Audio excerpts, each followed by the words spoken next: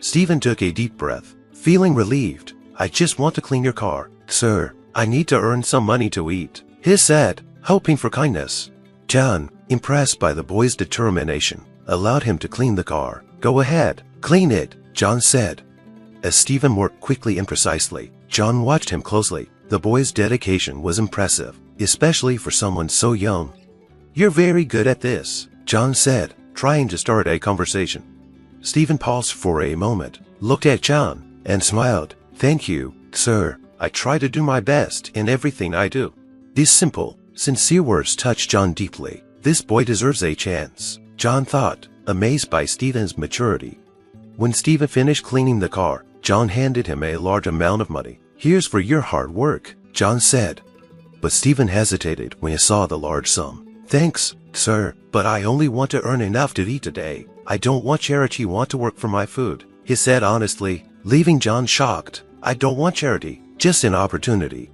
John was momentarily speechless, touched by the boy's integrity. Then, to John's surprise, Stephen handed back most of the money, keeping only a small amount for the work he had done. He really doesn't just want money, wants a chance to work, John thought, feeling a growing connection with the boy. "What's your name?" John asked. Stephen seemed surprised by the question, as if people rarely asked him about himself. "I'm Stephen, sir," he replied hesitantly. Seeing the boy's shyness, John knew he wanted to help. "Stephen, you're hungry, right? Let's go to the diner down the street and get something to eat. Afterward, my car will probably need another cleaning," John said, using the car as an excuse to spend more time with Stephen and talk to him. Stephen, surprised and grateful, accepted the offer. "Thank you, sir," John smiled, happy that he had found a way to help Stephen without hurting his pride. "Let's go then," John said, opening the car door. As they walked, John used the opportunity to learn more about Stephen. "Where are your parents, Stephen?" he asked gently, trying to understand the boy's life. Stephen lowered his head and spoke softly. "I lost my parents some time ago. Since then, I've been on my own." John felt a pain in his heart upon hearing this. This boy has been through so much, John thought, feeling even more determined to help. "You're very brave, Stephen. It's not easy living like this," John said, trying to comfort him. When they arrived at a small, simple diner, John ordered a full meal for Stephen. As they ate, John watched the boy with growing admiration. Although hungry, Stephen ate slowly, savoring every bite. "Thank you, sir. This means a lot to me," Stephen said, his eyes shining with gratitude. John smiled and replied, "You deserve it, Stephen. Working hard and being honest is rare these days." John knew he wanted to do something more permanent to help Stephen. He felt the eyes of the other customers in the diner on him, surprised to see a well-dressed man with a street boy.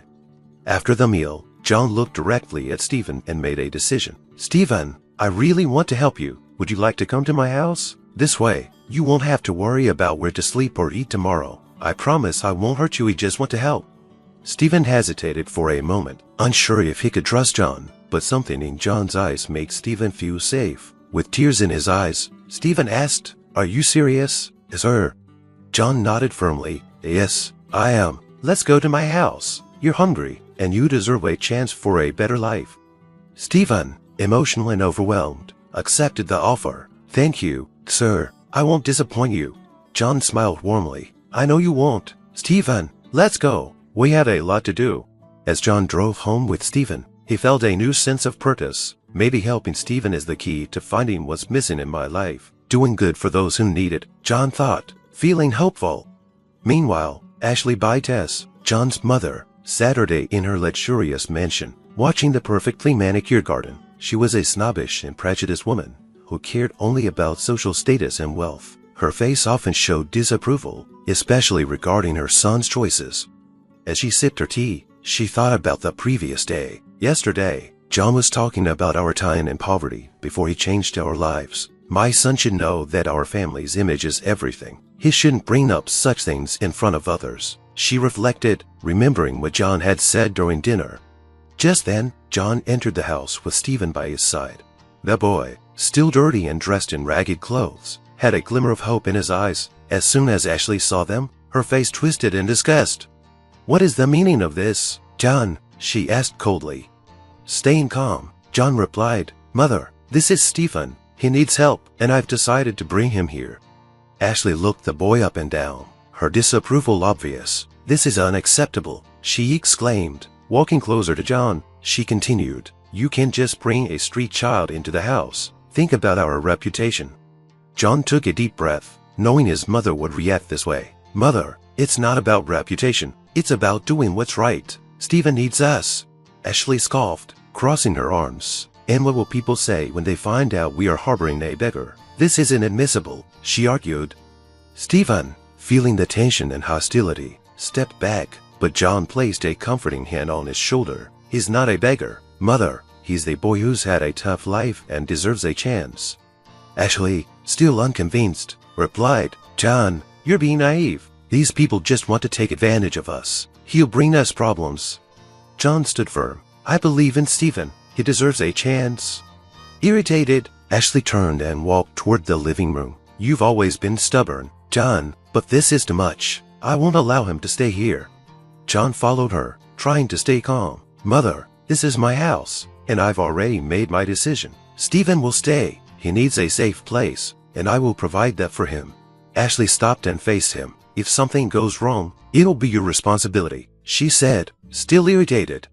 John, feeling both frustrated and determined, responded, Okay, Mother, I accept that responsibility. Ashley, still skeptical, looked at Stephen with disdain. But don't think life will be easy here. I'll be watching you, she said harshly.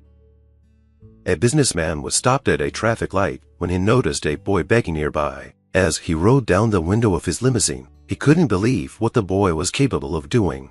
Stephen, a 10-year-old boy, walked quickly through the streets of Miami. His thin body, dirty face, and worn-out clothes showed the tough life he lived on the streets. Barefoot and struggling daily, he survived by doing small jobs and begging at traffic lights. Despite his hardships, Stephen showed determination and dignity. I'll get enough for a piece of bread today, he thought as he walked toward a car waiting at a red light. He picked a simple car, hoping the driver would be generous. With an old rag, Stephen quickly and skillfully cleaned the windshield. The driver, a middle-aged man, rolled down the window and handed Stephen a few coins. Thank you, sir, Stephen said with a smile, hiding the hunger he felt. He knew they had to stay hopeful, even if he only got a little.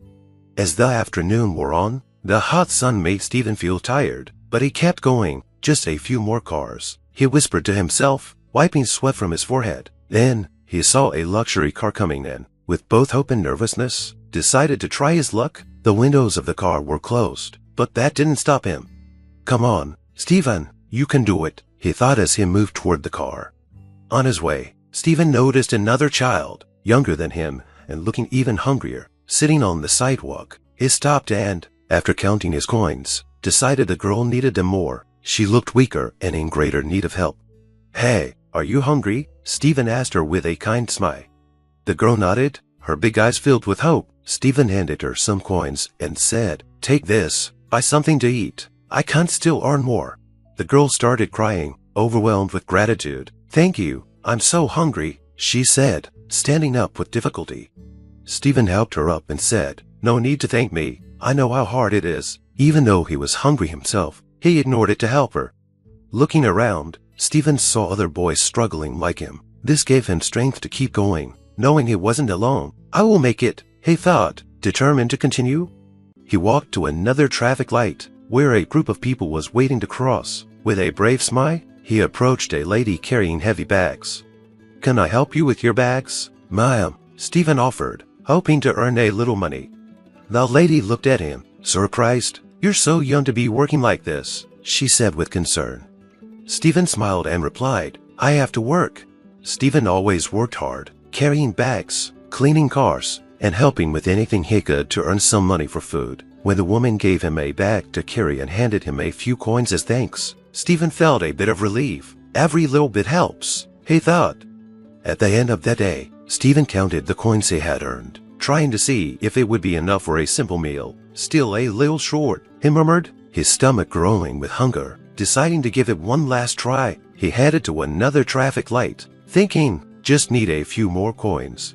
He approached another car with renewed courage and asked the driver if he could clean the windshield, hoping his effort would be rewarded. But the man angrily refused, shooing him away. Get out of here, But you'll make my car dirty, the man shouted. Frightened, Stephen bowed his head, afraid the man might hurt him. As the day ended, Stephen found a quiet corner in the square to rest. He watched the city lights and the people hurrying by. Even though he was tired and hungry, he kept hoping that tomorrow would be better. Tomorrow is a new day. Stephen, you will make it, he said to himself, staying optimistic despite the difficulties. He still believed in the kindness of people and the possibility of a better future. Meanwhile, John Bigas, a middle-aged man with a strong and confident appearance, walked through the busy streets of Miami, heading to an important meeting. Wearing an impeccable suit, John looked every bit the successful businessman. He had built his fortune through hard work and determination, starting from nothing and overcoming many challenges along the way.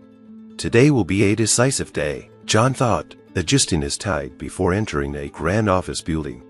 Inside the luxurious office, John was greeted with respect. His employees admired him, knowing how inspiring his journey had been. He sat at his desk, surrounded by contracts and important documents, feeling proud as he reflected on how well his company was doing.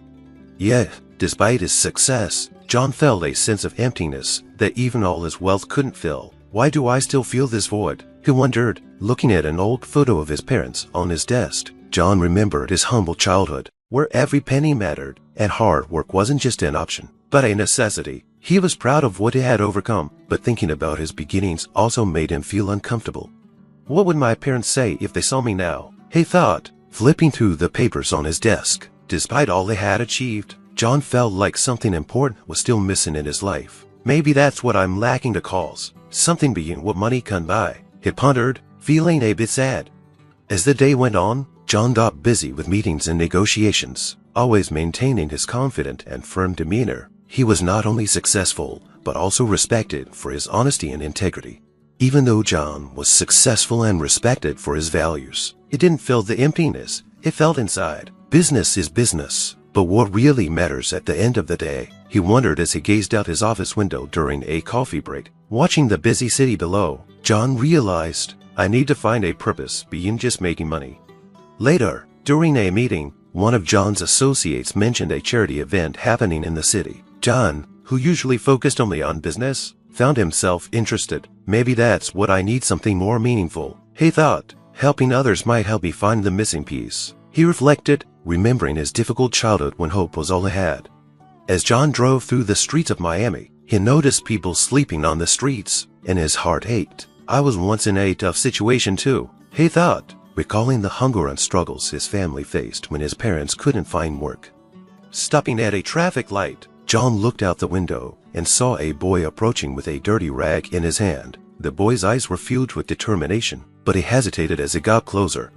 Please, sir, don't hurt me, Stephen said nervously. Yesterday, a man was aggressive and threatened to hurt me if I came near his car. John, surprised by the boy's fear, rolled down the window and responded calmly. Don't worry, I won't hurt you. What do you want? Bye. Do you have any idea how much I've had to endure while you're out during the day? But Susan takes care of you at lunchtime and I have my job. The thought of quitting my job and being at the beck and call from my father-in-law, Taylor, 24/7 sent a shudder through me. I knew right then and there that I absolutely couldn't give up my work. But Taylor was relentless. He had clearly anticipated this kind of reaction from me. What I miscalculated was my husband, Walter's response. Don't you think it's sad that he can't get around on his own? Surely you could do this much for him. But the doctor said Taylor needs to do as much as he can on his own, for the sake of his health. Dad doesn't seem to see it that way. Just do whatever you can for him, okay? Walter's tone made it sound like I was just making excuses because I didn't want to help.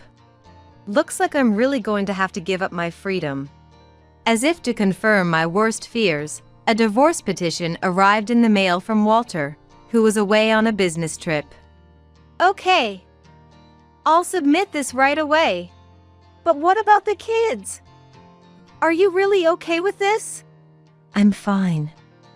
Because Walter is. My name is Ashley Carter, a 42-year-old housewife. I'm the mom of a son in 7th grade and a daughter in 6th grade. I work a part-time job for 4 hours a day. After graduating from college and starting my career, I was 23 when I met Walter through an introduction from a colleague. He was 26, a rising elite at a major trading company. He was urbane, smart, and a great conversationalist. I liked him from the moment we met. So when he asked me out, I felt like I was dreaming. I was truly happy. After dating for 2 years, we got married. I continued working, but when I got pregnant for the first time, I developed preeclampsia. You and our child are the most important things to me. Why don't you quit your job for now, and then you can go back to work once the kid is a bit older? It was a job I loved, and I agonized over the decision. But I needed to be hospitalized for a while, and I knew it would cause problems for my workplace. I decided to accept Walter's proposal and resigned. I gave birth to our eldest son, Cody, without complications, and our daughter, Megan, was born the following year.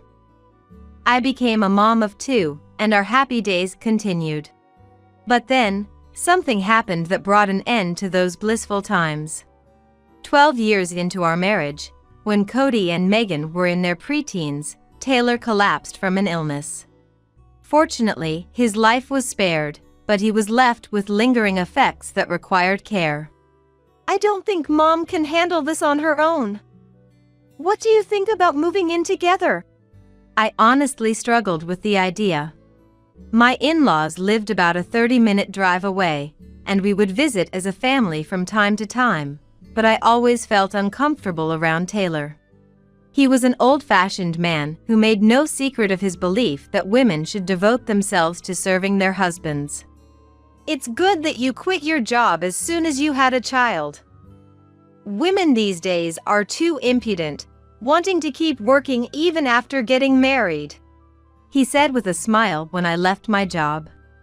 I had my reservations about Taylor, but my mother-in-law, Susan, was a truly kind person. The thought of her having to care for Taylor all by herself was heartbreaking. In my day, we believed that once you got married, you should quit your job and focus on your family. But times are different now. I really respect you for taking pride in your work. Susan interjected before Taylor could say anything when he scowled upon hearing that I would continue working after we got married. From then on, whenever there was an issue, she would subtly come to my defense. Thanks to her, I managed to avoid any major conflicts with Taylor. And now, I will be moving in with them to care for Taylor. I agonized over the decision considerably, but in the end, I agreed to it. Susan was already over 70 years old, and I was worried about her, too. And I thought that Taylor, now that he was in a disabled state, surely wouldn't be as overbearing as before. Plus, Walter was always the type to consider my position and properly deal with any issues that came up. Or so I thought when I made my choice. But I was too naive. So when are you going to quit your job? Taylor asked with a look of displeasure as soon as he found out I was working part-time after we moved in together. When you quit your job after having Cody, I thought maybe this daughter-in-law had some promise. So much for that. It seemed like Taylor expected me to be home all day, constantly catering to his every need. Every afternoon except Sundays, I leave for work. It's a job I've been doing for a long time, and I have no intention of quitting. But Taylor doesn't like that one bit. When we decided to move in together, we renovated the in-laws' house to make it barrier-free. My in-laws are quite well off. Their house is old but sits on a large plot of land. With his indoor wheelchair, Taylor can freely move around the house. He should be able to go wherever he wants. We even installed handrails throughout the house. There are no steps, so just holding onto the rails and walking should help with his rehabilitation, but Taylor refuses to move on his own at all. Even to grab a single item, he calls for either Susan or me. Taylor, moving around a bit on your own would be good for your rehab, you know? Shut up. You're just a daughter-in-law. Can't you listen to your elders? I don't want to move, so don't you dare order me around. I think it's Taylor who doesn't want to move, but he just uses people like his personal servants. But Taylor is the least of my worries. I was prepared for this kind of behavior from him. The real problem turned out to be Walter. The poor man can't move. Is it really so hard for you to do this much for him? But it's for Taylor's own good. The doctor said he should do as much as he can by himself. Well, Dad doesn't seem to think so. Just do whatever you can for him, okay? He says this as if I'm just making excuses because I don't want to do it. We used to be united as husband and wife in raising our children, but Walter stopped trying to hide his attitude of dumping everything on me. Mom is here too, you know. I'm leaving Dad to you too, and when it comes to the kids, the mother is always the most important, after all. Whenever I try to discuss anything with him, he acts like it's not his job from the start. When it was just the four of us, we were busy but happy. In the midst of our hectic days, once the kids were asleep, it was finally our time as a couple. On days when Walter got home early, we would have drinks together or watch popular dramas. But ever since moving in with my in-laws, we never have time like that anymore. I wake up early in the morning to prepare breakfast. After seeing Walter and the kids off, I take care of Taylor before heading to my part-time job. Susan handles lunch, but on my way back from work, I make groceries and dinner. Then I take turns with Susan tending to Taylor. This is what's truly troublesome. First of all, Taylor constantly complains about me working. Do you have any idea how much I've had to endure while you're out during the day? But Susan takes care of you at lunchtime and I have my job. That's why I'm telling you to quit that job. Walter spoils you, so you're getting too full of yourself. If I quit my job, would I be ordered around and worked to the bone 24/7 by Taylor? The thought makes me shudder. I absolutely don't want to quit. I'm sorry. Susan says to me, careful not to let Taylor hear. He was always an overbearing person, but ever since he got sick and lost his freedom of movement, he's become even more arrogant. I figured as much. He probably wants to use Susan and me as his personal servants so he can feel superior to us. He thinks he's in a position to give orders while we're meant to follow them. But it's enough that I have to put up with it. Ashley, you should do more of what you want, Susan says, as if she's given up on everything. Of course, I have no intention of sacrificing myself for Taylor. But I want Susan to live more freely too. How can I get her to understand that? Whenever I think about it, I get so frustrated I can't stand it. As our life living with my in-laws passed the 1-year mark, the situation grew even more serious. First of all, Taylor's health took a noticeable turn for the worse. Even though he was practically bedridden, his mouth still worked just fine, and he continued to berate Susan and me. Can't you do things more efficiently? It's because you don't put your heart into it that I'm suffering. And you call yourself a daughter-in-law? Perhaps frustrated with his immobile body, Taylor constantly hurled such words at us. Susan would try to shield me from Taylor's abuse, but then he would turn physically violent. The women in this house are truly useless. After spending decades married to a woman like you, this is the state I'm in. I'm really an unlucky man. Saying this, perhaps realizing his own physical weakness, he would throw whatever he could get his hands on, like newspapers and magazines, at Susan. Of course, I talked back to Taylor many times, but each time, his abuse towards Susan would worsen, so at some point, I just started silently tending to him. I appealed to Walter about this, but since he wasn't actually the one caring for Taylor, he turned a blind eye. "Don't look to me for help. I'm leaving Dad's care to you and Mom, so figure it out." That's all he would say, brushing me off. "Work is really busy for me right now. I hate to do this, but until things settle down, but I'm counting on you." Once he brings up work, I can't say anything more. The truth is, the renovation costs for my in-laws' house were quite steep. Our savings have been completely drained, so I need to work hard to build them back up. He's right, so I have no choice but to give up on consulting Walter about Taylor. Things have worsened. Perhaps from watching Susan and me silently endure Taylor's treatment, Cody started to behave terribly toward us as well. "Just do it now, you're so slow for a woman." I tried to rationalize that it was because he had started middle school and his environment had changed. But I couldn't convince myself that was all it was. He would hurl such harsh words at Susan, me, and even Megan. "What kind of way is that to talk? Apologize. Shut up.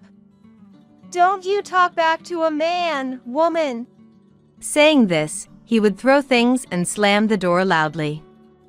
Cody was the spitting image of a young Taylor. Though he's my own child, gradually, my feelings of love were overtaken by disgust, and now, I rarely speak to him unless absolutely necessary. Even when I asked Walter to scold Cody for his terrible behavior, he wouldn't take it seriously. Cody's in 7th grade, right? That's just how it is at that age. It's a rebellious phase. I remember going through it too. Do you really think that after seeing his attitude? I saw it, but it wasn't a big deal. It's not like he's getting physically violent. It's true that Cody hasn't been physically violent yet. But can we really say that making a huge racket and throwing things isn't a form of violence? So you're saying we should just ignore it until he does get physically violent? That's not what I'm saying. I'm saying to just keep an eye on him. Walter says this as if it's not a big deal. I realize that no matter what I say to this man, it's pointless. Around the time I was living in an almost resigned state, our life changed once again. Taylor passed away. It was sudden, 2 years after we started living together. His illness had worsened, and it was the result of him having a seizure. After a hasty funeral, we returned to our normal life. Our normal life. What kind of life was that, anyway? In these 2 years, I had completely forgotten. If the life we had before moving in with my in-laws, before caring for Taylor, was normal, then the life we have now is definitely not normal. Waking up in the morning, preparing breakfast, seeing Walter and the kids off before going to my part-time job. Making groceries on the way home, preparing dinner, finishing up housework, and going to bed once night falls. If this is what you call a normal life, then we've returned to a normal life now. But my heart remains unsettled. When I look at Susan, she has the same expression. "What should we do from here on?" Susan asks me with a troubled look. It seems I've reached a point where I need to make a lot of decisions. Cody was still the same little Taylor as always. No, as if to make up for Taylor's absence, his words and actions grew worse by the day. "Shut up! Don't boss me around!" The other day, he finally shoved Megan while saying that. "What have you done?" Fortunately, Megan fell onto the sofa when she was pushed, so she wasn't hurt. "It's her fault! Megan had the nerve to scold me. Women should just shut up and listen to what men say." All Megan did was tell Cody to throw away his own trash from the snacks he ate in the living room. "Cody, why don't you try throwing away your own snack wrappers? Even little kids don't do that." When she said that, he yelled at her and shoved her. Cody is completely out of control now. How did he turn into this kind of child? I told Walter that Cody had finally laid hands on family, but the response was the same as always. He was probably just messing around. Every family has fights like that, don't they? This wasn't on that level. Cody is only going to get bigger and stronger. Please say something to him before it gets worse. Okay, I got it. I'll do it when I have time. Oh right, I'm going on a business trip starting tomorrow. Leaving those words behind, Walter left on an extended business trip the next day. As I watched his retreating figure, I quietly muttered to myself, "Looks like it's time to make some serious moves." As I was contemplating what to do, divorce papers arrived in the mail from Walter, who was away on his trip. A plain brown envelope. I opened it, wondering what it would be, and there it was. My hand holding the divorce papers trembled involuntarily. I bet he thinks I'm in shock. That's not it at all. Walter's attitude was so blatantly outrageous that I couldn't help but laugh, making my hand shake. In other words, now that caring for Taylor is over, I'm no longer needed. He's really easy to understand. I wonder how much more he plans to make a fool of me. I should just sign it for now.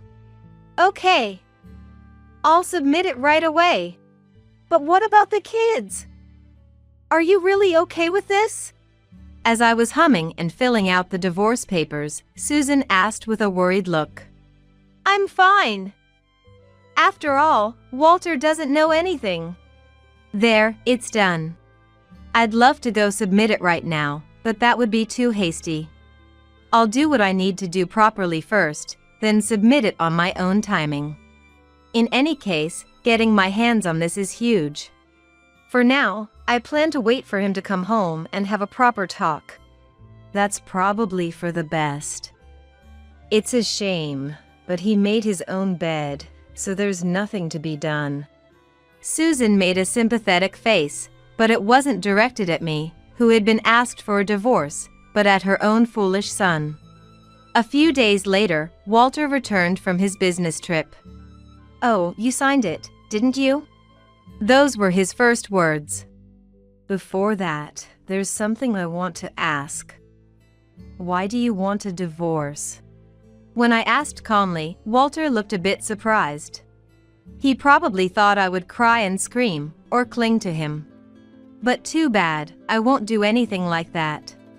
I just want to hear what reason he'll give. What exactly do you dislike so much that you want a divorce? I tried rephrasing my question. In this way, it might make it easier for him to give a concrete answer. Walter is still staring at my face. He seems to be getting a bit flustered. Why do you think? He's using a cowardly tactic. It's hard for him to say it himself, so he wants me to answer and somehow seize control of the conversation. I'm asking because I don't know. Please don't answer a question with a question. The fluster on Walter's face is clearly visible. It's because you've been indifferent to me. Indifferent? When have I ever done such a thing?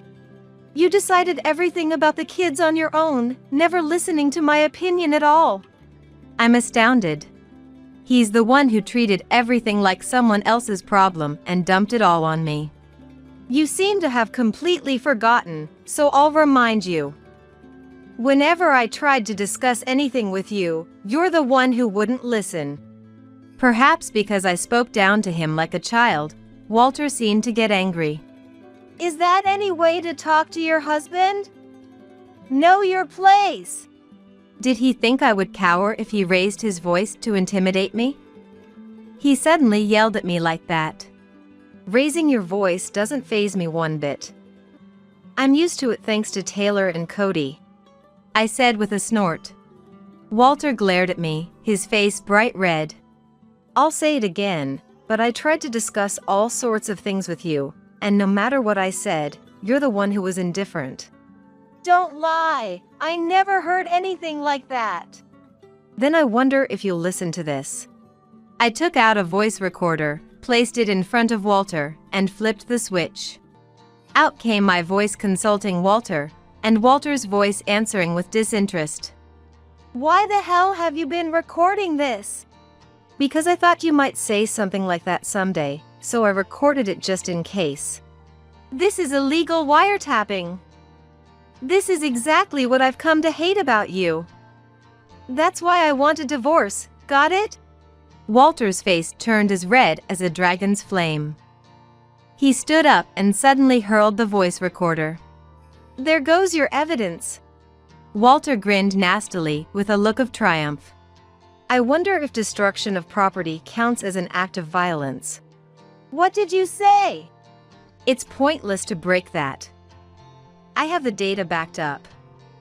And your little outburst just now was properly recorded too. Surprised by my words, Walter glanced around the room. It really shows how little interest you had in this house. There are monitoring cameras all over the place in case Taylor tried to move around without us knowing and got into danger. Taylor would order Susan and me around to help him while he moved about wherever he pleased, destroying the voice recorder without any discussion. I'll be sure to properly document all of this. That's not fair. If you put those cameras in for Dad's sake, there's no need for them now that he's gone. That's not for you to decide. I just happened to leave them up. There was a lot of cleaning up to do, so I'm glad I put it off. Walter trembled with rage at my words.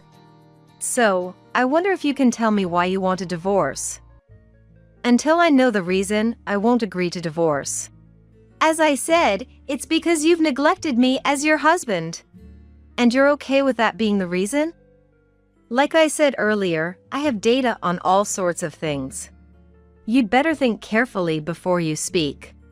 Walter swallowed his words. He had no idea how and what had been recorded. It seems he's finally realized he can't say anything careless. You'll tell me the reason, right? I won't let up on my attack. Walter's red face turns blue. Now, I wonder what reason he'll give me. It's because you've lost your appeal. Now he's saying something like that. Ever since we started living here, your domestic side has been seeping out, and I can't see you as a woman anymore. Wouldn't that be because I was caring for Taylor? That's just an excuse. If you had wanted to, you could have made an effort to stay attractive as a woman. I got fed up with your lazy attitude. I couldn't help but laugh out loud. What's so funny? Try telling that reason to anyone, nobody will understand. Saddling your wife with caring for your father, not lifting a finger with housework or childcare, indifferent even when consulted. A wife put in that position couldn't possibly have the leeway to try and stay attractive. Even Walter must understand that much. He's just squeezing it out as a last resort, and he knows it. But I do want a divorce. Walter's face brightened with glee. There are conditions, though. What? Out with it. I lay out several conditions. First, pay compensation for the divorce trial. I haven't done anything that would require paying compensation. This time, I take out a folder and thrust it in front of Walter. This is... Inside are numerous photos of Walter being intimate with a certain woman. Yes, Walter was cheating. Even before we started living with his parents. You suggested living together so you could dump caring for Taylor on me and meet up with this woman in the meantime, right? How did you? Before we started living together, I got a bit suspicious and looked into it. Walter hated his own father. So when he suddenly said he wanted to live together and have me care for him, I thought it was strange. When I investigated, this was the result that came out. The woman was Walter's subordinate. I don't know how incompetent he thinks I am, but the evidence piled up quickly. And I made sure to properly save it. I thought maybe if he saw me living together and caring for Taylor, he'd reflect and have a change of heart. So I decided to pretend I didn't see it, just once. But you didn't change. No, I should say you changed for the worse. Walter silently looks down. So I'm demanding that compensation. from you, and from that woman. This was the first condition. Shoving cohabitation and caregiving on me just so you could cheat. I think it'll be quite a hefty sum, but please accept it. Walter remains silent. As for child support, I don't need it. What, really? Yes, we'll call it even. Walter tilts his head, unable to understand my words. Let's take one child each. Cody for you, Megan for me. That's not going to work. If you don't like it, I won't divorce you. Walter fell into a grumbling silence. He probably wants to remarry his mistress as soon as he divorces me. What will you do? Walter thought for a while, but eventually said he'd accept. Maybe he's planning to send Cody to some boarding school. In any case, there are plenty of ways to get rid of him. I feel bad for Cody, but I've completely lost any affection I had for my own son. Walter's enraged face just now looked exactly like Taylor. I have no confidence I can continue living with Cody, who resembles both Taylor and Walter. You went through a rebellious phase too, didn't you? I think you'll understand Cody better, I said with a grin. We decide on a few other conditions as well. Division of assets, bearing the moving costs, consolation money for having cared for Taylor. Adding all that on top of the rest, it came to quite a sum, but fortunately Walter is currently an elite with a high salary. He readily accepted. Well then, once we notarize these conditions, I'll submit the divorce papers. Walter looked thoroughly relieved. After drawing up the notarized document and having the promised sum transferred in a lump payment, I submitted the divorce papers. With this, we're strangers. Feel free to remarry or do whatever you like. However, I will be living here until I find a new home. This was also part of the agreement. Get out as soon as possible. It's unnatural for a stranger to keep living in the same house. Walter says this with a clearly displeased look. He probably wants to call his mistress to this house as soon as possible. Come to think of it, I haven't received the compensation from your partner yet. I think I'll consider until I receive it. What? That's not what we agreed on. What agreement? Your compensation and your partner's compensation are separate matters, aren't they? The notarized document doesn't mention a single thing about the situation with his partner. I can't feel at ease until I receive that. What a greedy woman! Your partner's the greedy one, stealing someone else's husband. Walter has no rebuttal. Anyway, this is my house. Now that we're strangers, please leave as soon as you can. Walter says this with a tragic look. About that, though. I don't think this house is yours. What do you mean?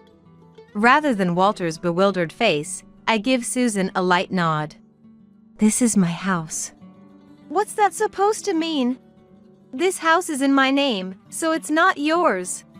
Walter looks like he can't comprehend what Susan is saying. This house originally belonged to Susan, not Taylor. So it's not yours. He doesn't seem convinced by my explanation either. Well, of course. I explained the circumstances I knew to Walter. Taylor originally married into the Carter family, and all the Carter family assets belonged to Susan. What did you say? Taylor was that kind of man, right? So having been a live-in son-in-law was too uncool for him, so it seems he absolutely didn't want you to know. Walter visibly deflated. But then, as Mom's house, I'm the heir. It'll be mine eventually, right? About that, I've actually been adopted by Susan. What the hell is that about? When Taylor got sick and the topic of living with his parents came up, Susan and I had a long, in-depth talk, just the two of us. Since we talked about it, of course Susan knows about Walter's cheating, too. I'm an only child, so to inherit the Carter family, we had Taylor marry in. That's why he put on even more airs and got so full of himself. Looking only at the current situation, it's hard to believe, but apparently Susan and Taylor had a passionate love marriage. On top of the difference in family status, with Susan being an only daughter, Taylor gave in and took the Carter name. Taylor's attitude seems to have been a show of affection toward Susan, and conversely, a way of inwardly putting himself down as a live-in son-in-law. That's probably why Susan was able to treat Taylor kindly until the very end, despite his overbearing ways. I think it's a bit of a warped relationship, but I can't help feeling a little envious of Susan for being able to maintain her love for Taylor to that extent. But my parents, your grandparents, passed away saying they absolutely wouldn't adopt him. So Taylor had no right to inherit our assets. Then why did Mom adopt Ashley? I told her about the whole situation, and on top of that, I explained that Taylor would probably be hard on her. And there was one more thing I knew. Susan said meaningfully. That's right. Even back then, we already knew you were cheating. Susan and I thoroughly discussed all sorts of things, and based on that, we decided to pretend it never happened if Walter had a change of heart, but unfortunately, that didn't happen. Ashley has really taken good care of him, and it's also an apology for Walter's treatment. I was happy she looked up to me like a real mother. Is it selfish of me to want her to stay with me forever? When Susan said that, I decided to accept the offer of adoption. So you're the one who needs to leave. You have no right to live in this house. Yes, I've decided I want to live with Ashley. I don't want to see the face of whoever you remarry. Also, my will states that all my assets go to Ashley.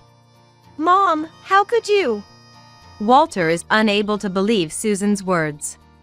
Of course, there's a legal portion he's entitled to, but the inheritance Walter will be able to receive will be a mere pittance. That's right, get out and take Cody with you. You're abandoning Cody even though you're his mother? The notarized document says we each take one child, right? And didn't you say you understand Cody well? It's only natural for people who can understand each other to live together. Walter had nothing more he could say. A few days later, Walter and Cody left our home. I've heard where they're going, just in case. A house Walter rented. Even if Walter has custody, Cody is still my child. If anything happens, I can't claim to be completely uninvolved. I'll gladly leave this house. Living carefree as bachelors will be way better. Dad's an elite who earns a lot, unlike living in poverty with some part-time old lady. Cody doesn't know that Walter is remarrying his mistress. That he's taken on a mountain of debt from this situation. And that his infidelity was exposed at work, leading to a demotion, pay cut, and imminent transfer. Take care. Let me know if anything happens. I'm never planning to see you again. Don't come crying to Dad even if you're in trouble. Women are so stupid. I don't know what Cody will think when he learns the truth. As a mother, I do pity Cody. But with his personality so warped and trapped in misogyny, there's nothing I can do as his mother. I don't know if Walter can do anything about it as his father, but I have no choice but to leave it to him. After the divorce was finalized, I changed my job from part-time to full-time. I was originally a pharmacist. I chose that job because I wanted to do work that helps people. After giving birth, I returned to a 4-hour part-time position, but the pharmacy attached to the hospital where I work had told me I could return to my original full-time position whenever I wanted. So there's absolutely no issue in terms of income. I should be able to enroll Megan in the school she wants and support her in pursuing the path she hopes for. Walter renovated the house to make it as comfortable as possible, thinking of his own old age too. Thanks to that, we can also live comfortably.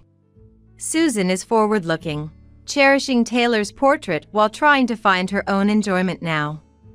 I can't fathom what was so great about that overbearing Taylor, But people's feelings are truly mysterious.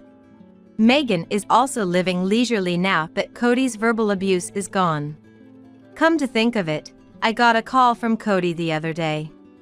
You're probably in trouble without a man around, so I guess I can come back if you want. It's probably because Walter's transfer was decided and they have to move to the countryside. It seems he's already treating Walter's new wife the same way he treated us, and their marriage is already in crisis. I've also gotten a tearful, pleading call from Walter to somehow help him. Of course, I politely declined.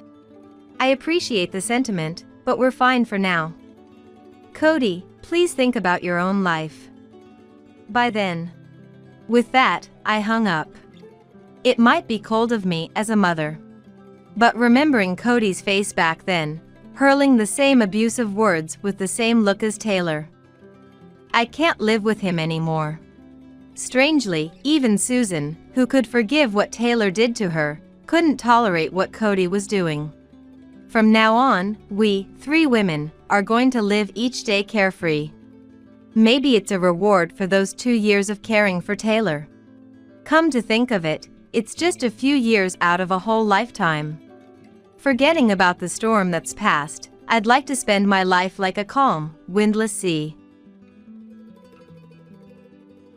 Who are you? Let's fire you. Eloise, the president's daughter, fired me without knowing that I was responsible for 90% of the company's sales. This company is done for.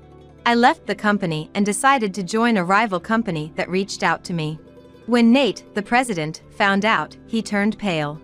He tried to explain the situation, but it was too late. The president was furious with his daughter, and after Eloise's rash actions. I'm Marjorie, 43 years old. I'm an employee at a real estate company. I've been working hard since joining this company. Before I found this company, I had been jumping from job to job, but none of them felt quite right. I was either stuck with menial tasks, because I'm a woman, or when I joined a company to escape that, I was overwhelmed with overtime and couldn't have a life of my own. But since coming to this company, I've been able to live the life I want. It's all thanks to Nate, the CEO of this company, who puts us employees first. I'm truly glad I was able to join this company. Feeling a sense of gratitude, I took the initiative to work on various projects for the company. Nate recognized my achievements and even started teaching me the role of president, saying he wants to eventually leave the company to me. I was throwing myself into this job more and more to make sure I wouldn't let it fail on my watch. However, a change came to that life. That change was brought about by Eloise, the president's daughter. Her appearance would slightly alter my life here. I met Eloise when Nate was away on a long-distance trip. I was put in charge as acting president and was determined to support the company well while Nate was gone. That morning, I arrived at the company and was about to greet everyone to let them know I had become acting president, but Eloise had already made a move one step ahead of me. While my dad is away, I've become the acting president of this company. Everyone, work hard. An email with that message was sent to everyone's computer in the company. I saw it in the vice president's office, where I usually spend my time. Shocked, wondering what was going on, Eloise barged into the room without even knocking. Hey, who are you? Why are you squatting in the vice president's office without permission? I was even more surprised and insisted that this was my workroom. Eloise heard that and raised her eyebrows in displeasure. Huh? Why are you, a non-relative, the vice president? Are you just calling yourself that on your own? No way! I could never do that. Shut up. Just get out of here. While my dad's gone, I'm using this room to work. What? I was shocked and dumbfounded. When I asked if she had been appointed by Nate, Eloise puffed out her chest and said yes. I was even more surprised and wondered what Nate was thinking. But if Nate said so, I had no choice but to obey. With that in mind, I was about to leave the room with all my work tools when Eloise stopped me as I put my hand on the door and ordered me to go buy her a drink. I'm busy, and starting today, you're my errand runner. Come immediately when I call for you. But I'm busy too, you know? You're hired by my dad, right? That means you're below me. Do as I say. I was furious with Eloise's outrageous remarks, But not wanting to get involved in any more trouble, I did as she said for now and bought her a drink. Eloise smiled with satisfaction. Wondering what kind of work she was going to do, I casually glanced back as I was leaving the room and saw her starting to immerse herself in makeup and nail care without doing any work. On top of that, she even brought in fashion magazines, and the spacious desk I usually used was cluttered in an instant. Suppressing the urge to sigh, I headed to the president's office for the time being. I let the president know I wanted to use the president's office and got to work as usual. In the afternoon, I headed to the vice president's office to get some documents. I knocked several times but got no response. As I called out and opened the door, I found Eloise sprawled out asleep on the guest sofa. Surprised, I hurried over and woke her up, asking what in the world she was doing. Eloise looked at me and ordered me to go buy her lunch. "You should at least buy and bring me lunch before I have to order you to," Eloise said that, explaining that she fell asleep because she was hungry since I didn't bring her lunch even after noon had passed. I tried telling her to go buy her own lunch, but Eloise wouldn't listen. In the end, she was being so stubborn that I reluctantly went to the convenience store to get her food. When I handed it to her, Eloise yelled at me to obey her from the start without fighting back. "Why don't you listen to what I say? I'm going to be the next president, so you should be flattering me." "What? Next president? What are you talking about? What kind of nonsense are you spouting? My dad is the president of this company, right? So of course I'll be the next president." I wanted to say she was the one spouting nonsense, but I held back and explained that I couldn't come at lunch because I was dealing with a client in the morning that ran long. After that, I was immediately invited to lunch by the president of another company and went there, so I didn't have time to come here. Eloise glared at me with sharp eyes. "Wait a minute, what does that mean? You went out without telling me, and on top of that, you were treated to lunch by the president of another company? I can't believe you did that instead of me." I had been invited for a while, so it would have been rude to refuse. "Don't mess with me.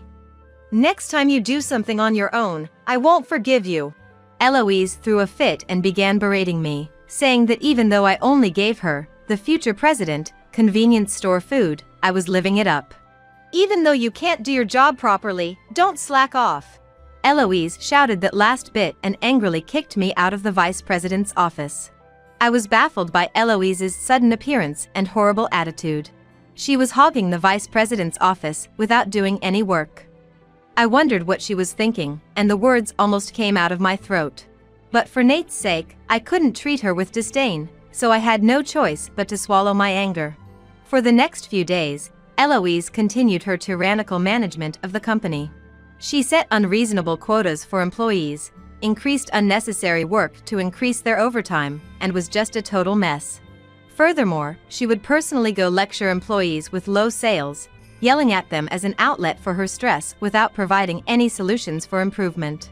If anyone argued even a little, she threatened to fire them at any time because she was Eloise. When threatened with being fired, no one could go against her, and Eloise became even more carried away. Behind the scenes, every employee was starting to lament that they couldn't keep up with her. Still, Eloise refused to change her thinking and berated us for being incompetent employees if we couldn't keep up. I was eagerly awaiting Nate's return. Then one day, I was summoned by Eloise. Thinking I would be made to do menial tasks again, I headed to the vice president's office where Eloise was. As soon as I entered, Eloise demanded that I prostrate myself on the spot. Dumbfounded, she screamed at me to hurry up and do it. Startled by her loud voice, I immediately groveled on the spot and protested, asking what the purpose of making me do this was. Then Eloise asked me this. "I heard you're using the president's office now. What are you thinking?" "I have permission from the president. Because you're using this room." "I've been thinking for a while, but you're really shameless. Why are you acting so high and mighty? What?" I was shocked and looked up at Eloise with my mouth agape. Then Eloise started saying it was strange for me to use the president's office because she was going to be the next president. I explained that I had been entrusted with the role of vice president by the president and had also been appointed as the next president. I asked if Eloise would become president after that. "What are you saying? I'm going to be the president of this company. There's not a single opening for you. But Eloise, you don't know anything about the work, right? I've also been appointed as the next president and am studying now. It's not something that can be done overnight to run the company and support it.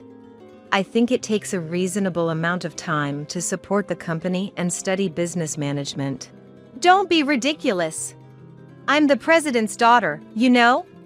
When my dad retires, that right should naturally be passed to me. That can't be right. When Nate becomes chairman, the title of president will be passed to me, who has been appointed as his successor. Then, while I support the company, I'll teach you, the vice president, the work, and you'll become president. So from that day on, you shouldn't be able to become president unless you start your own company.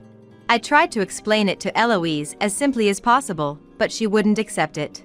Instead, she constructed a non-existent conspiracy theory that I was trying to take over the company and yelled at me to get out of the company right now. I said I couldn't quit the company so easily because I had a position, but Eloise's face turned red with anger and she wouldn't listen. Have some shame for trying to take over the company. I won't let you get away with it. Spitting out those words with a malicious smile, Eloise ordered me to stand up. And as soon as I stood up, she let out a scream loud enough to be heard down the hallway. I could hear the hurried footsteps of employees nearby rushing over. As an employee opened the door, Eloise deliberately fell on her bottom and started crying. Stop it, Marjorie! Everything is my fault, so please forgive me. What? Someone kick Marjorie out of this room. She tried to hurt me because she doesn't like the way I do things. I was bewildered by the false story she made up. The few employees who had rushed over also looked at each other and for the time being told me to go outside. I pleaded that I hadn't done anything, but in a loud voice that drowned out my words, Eloise started saying that I had always been harassing her and that all her tyrannical behavior until now had been orchestrated by me. I was so scared that I had no choice but to obey, not knowing what would happen to me if I didn't. But I can't take it anymore. I'm going to sue you, Eloise declared that with tears in her eyes and glared at me resentfully. Surprised by the sudden turn of events, I couldn't argue back and could only watch the scene in a daze. Glancing around, I saw the other employees there looking at me with skeptical expressions. I pleaded that it was a misunderstanding, but everyone averted their eyes and wouldn't listen to me. The next day, I headed to the vice president's office to confront Eloise. However, she was not there. I peeked into the president's office and saw Eloise sitting in the president's chair looking at me. What was that all about yesterday? Falsely accusing me is going too far. Thanks to that, the other employees are avoiding me now too. Then Eloise snorted, stared at me for a while, then let out an exaggerated sigh. Who are you? Let's fire you. What? I let out a surprised, odd-sounding voice. Then Eloise started saying she didn't know me and asking what I was thinking, sneaking into the company when I wasn't an employee. Eloise's outrageous attitude made me feel anger bubbling up from the pit of my stomach. Cut it out already. What are you trying to do? Scary. I'll have to call everyone again for help. Please listen to me seriously. Don't yell at me. I don't know you. Even if I did, you've been fired, so can you please hurry up and leave the company? Eloise laughed with a smirk, and I got angry and decided to accept her story. Either way, a company that considers someone like her as a president is not a decent company. I've been with them for a long time, but I never thought I'd end up leaving like this. And Eloise will experience firsthand what happens when I leave the company. This company is done for. With a feeling of resignation, I gathered my belongings and quickly left the company. Then I made a phone call to a certain place. A few days later, I received a call from Nate on my cell phone. By that time, I had already changed jobs, so I reluctantly answered the phone.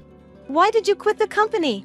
Nate said in a panicked tone and begged me to give him some time because he wanted to talk right away. I accepted Nate's request and told him I would wait at a designated location. Nate heard the name of the place, gasped in surprise. Then a few hours later, Nate showed up at the company I now work for, along with Eloise. It was Nate's company's rival. I had joined the rival company immediately after the incident with Eloise.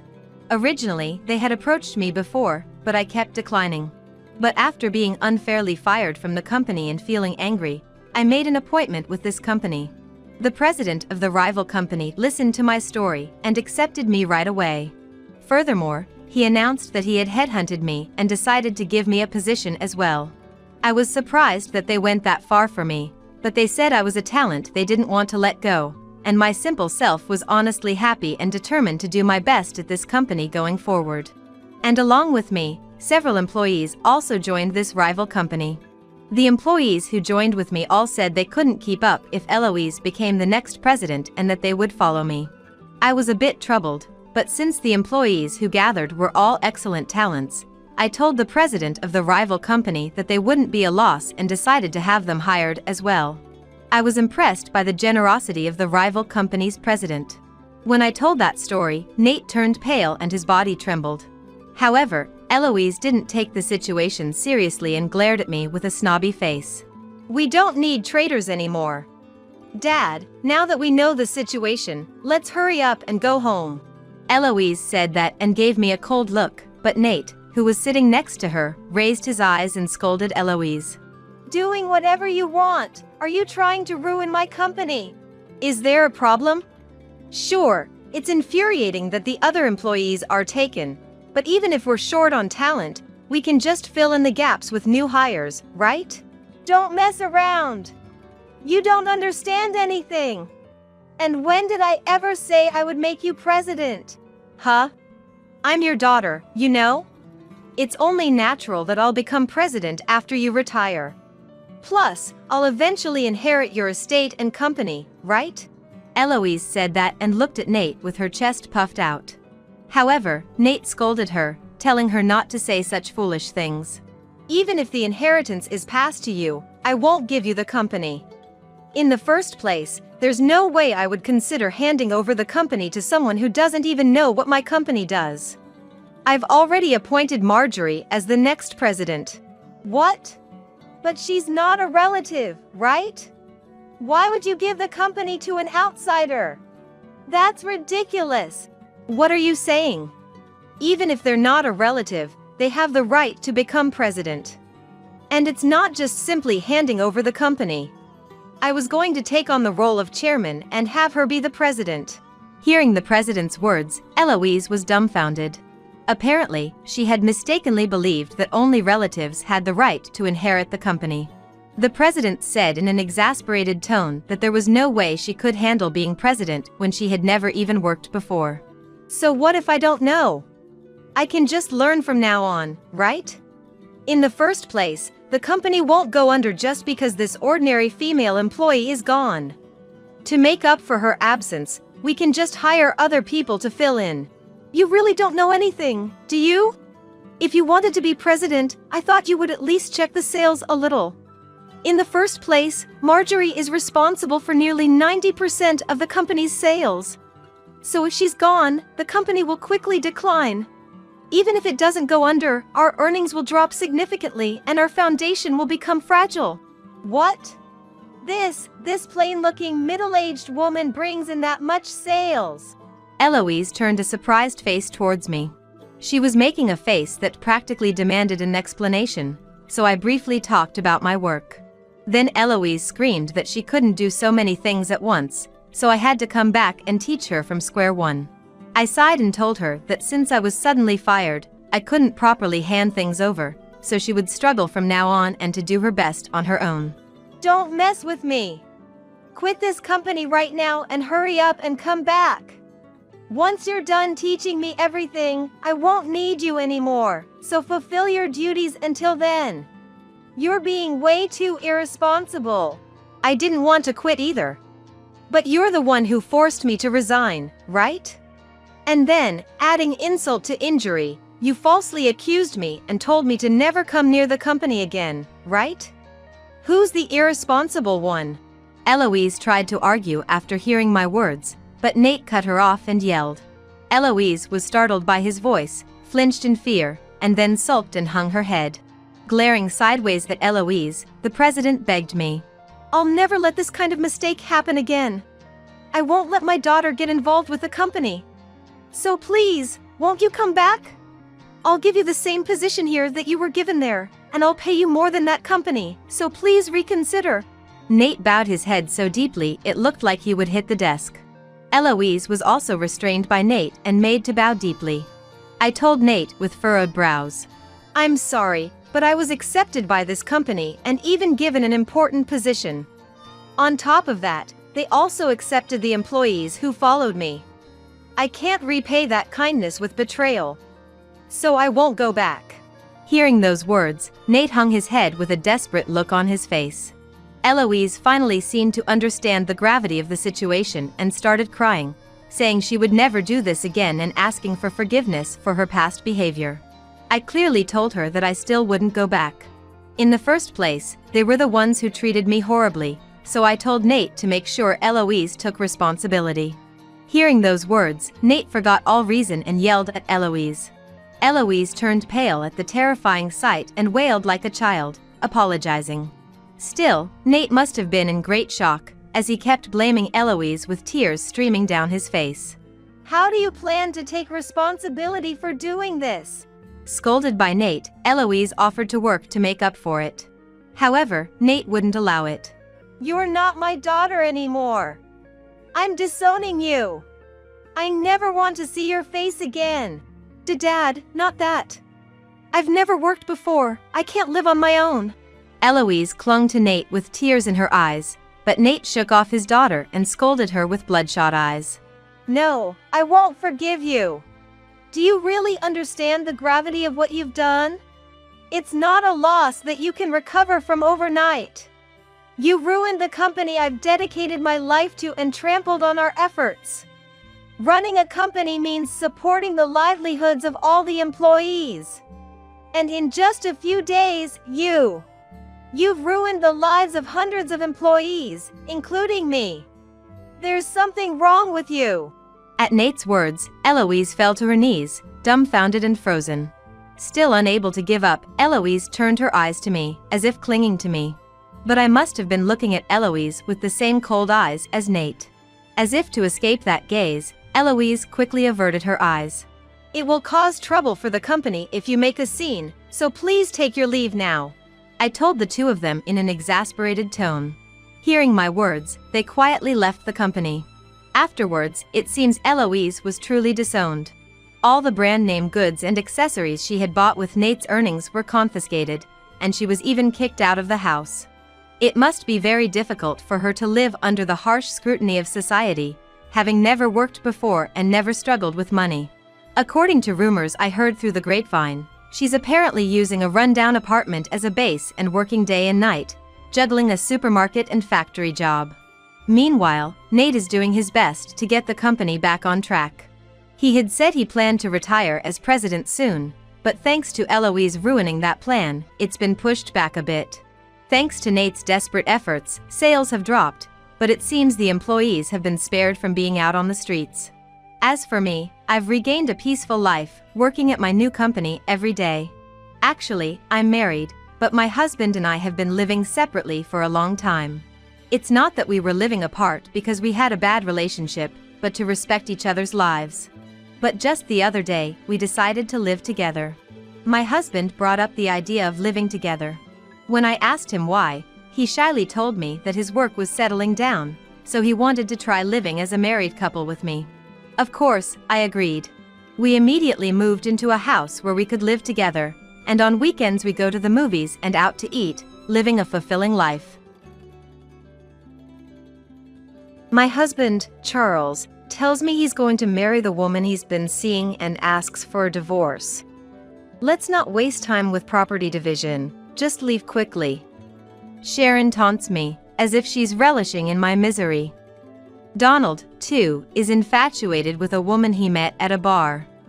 They don't want to live with me. I'll leave, just as you wish. But before that, I'll give you a piece of my mind. My name is Joy Lynn. Named with the hope of being blessed with much joy, Joy and Joy Lynn, I am a 50-year-old woman whose life hasn't been as joyful as I'd hoped. But now my days are filled with happiness, so I can look back and laugh at the past. Let me take you back to when I was 35. I was about to celebrate my 10th wedding anniversary with Charles. We hadn't been blessed with children, and I found it somewhat painful to hear comments from those around us like, "Do you have any kids? And children are wonderful, you know." Conversations with Charles had dwindled, partly because he had been promoted a few years earlier, became busier with work, and traveled frequently. I was working too, so we hardly saw each other. No wonder we didn't have children. Well, this too is a form of marriage, and it's easier on our minds. Having children or not, it doesn't matter. That's what I thought. One day, our family grew in a way we hadn't expected. It wasn't an angelic baby that arrived. Instead, it was a parents-in-law that seemed like a demon from hell. Apparently, right after we got married, the parents-in-law had been constantly telling Charles that they wanted to live with us. Charles weighed the hassle of living together against the hassle of continually refusing. As a result, he decided that living together would be less of a hassle. Surprisingly rational, or not? Hey, I didn't agree to live together. According to Charles, I'm hardly ever home, so it's fine. It might be fine for you. But still, as Charles said, it's fine. If the parents-in-law are good people. I had a hard time with these parents-in-law even before we started living together. They were the ones who persistently asked me, "When are you having kids?" Sharon would always say, "The more children you have, the better," every time we met. But you only gave birth to Charles, right? Living with such parents-in-law, it's a stomach-churning story. I wonder how living together will turn out. My expectations were quickly betrayed. Not in a good way. It turned out even worse than I thought. Donald solemnly declared as we started living together, "We won't give you any pension or living expenses." Then Sharon continued with a smile, "Let's go with that arrangement." Wait, what kind of arrangement is that? Charles also said something like, "We both work, so we can manage without receiving living expenses." So Charles is one of them, too. I had never been particularly dissatisfied with Charles until now. I didn't expect much from a husband even before we got married. I thought a husband who doesn't get angry easily and works hard was good enough. But now, a wave of complaints that I never had before came rushing in. Moreover, as I lived with the parents-in-law for a while, I gradually understood the real reason they wanted to live with us. Donald would often go out somewhere at night. I believed him when he said he was going out to drink with friends. But then, I found a point card from what you'd call a nightclub and a business card with Nancy written on it in the laundry. There are various types of bars, but this was clearly a service industry that directly satisfies a man's desires. I see, he likes Nancy. I can't believe he's still so energetic at his age. I thought. Of course, I meant it in a bad way. No wonder he can't give us living expenses, he's spending it on Nancy. It can't be helped. No way. On the other hand, Sharon gradually started to harass me. Moreover, she was cunning and intensified the harassment gradually, so much so that even I didn't notice at first. At first, I thought she was being kind. I could have endured it if it had just been about the way I fold laundry or season my cooking, but there were times when Sharon called me by the name of Charles's ex-girlfriend. Every time, Sharon would apologize, saying, "I remember her strongly because she was the first girlfriend Charles introduced me to. I didn't do it on purpose. I'm sorry." At first, I thought, Sharon is old, so maybe such things happen. But as it continued, I realized something was off. Speaking of which, every time I took a shower, the bathroom was always dirty. I initially thought the mess in the bathroom was from Charles and the others who had gone in before, but no one complained about the bathroom being dirty. So, without a doubt, it must have been Sharon who was in before me. There were other instances too, like when Sharon, mistakenly thinking everyone had already bathed on a snowy day, unplugged the bathtub, leaving me to shower in the freezing cold. She also once took my favorite necklace from the closet without asking and then lost it. Each time, Sharon would say, "I didn't do it on purpose. I just wasn't thinking. I'm sorry." While it's possible to accidentally shower or call someone by the wrong name, taking jewelry without permission is not something that can be brushed off as a mere oversight. I began to suspect that maybe this was all intentional harassment aimed at me. When I saw Sharon angrily sitting at the dining table saying, "My dinner is late because Joylyn came home late," I finally realized it was indeed harassment, albeit subtle. Come to think of it, Sharon hasn't done any housework since she came to our home.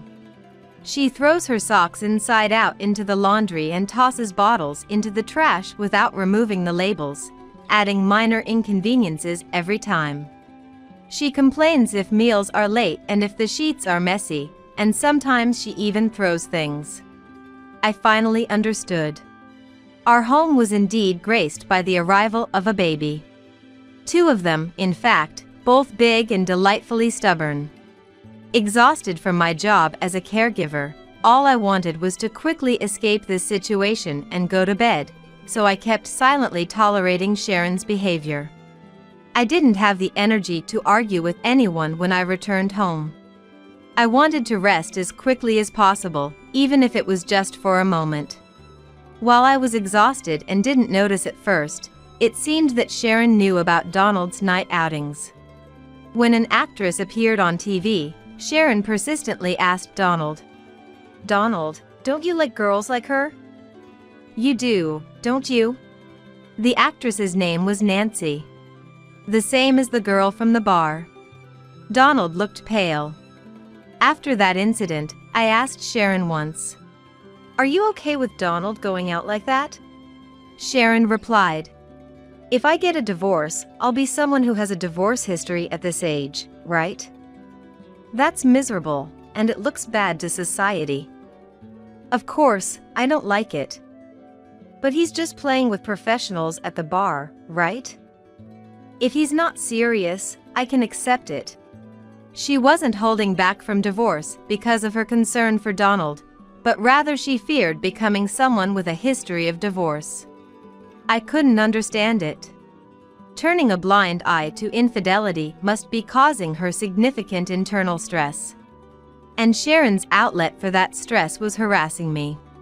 By harassing me, not only could she vent her stress, but she could also avoid doing housework. It was like killing 2 birds with 1 stone. I was certain.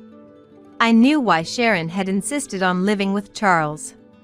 Since living with the parents-in-law, Charles increasingly made excuses not to come home, saying he had to work overtime.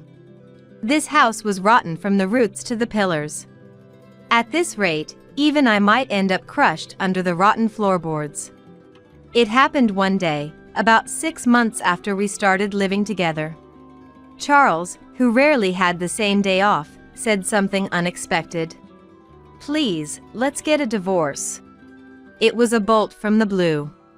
It turns out, Charles had been having an affair with a classmate for a long time. He even said he wanted to marry this person, and I had no clue.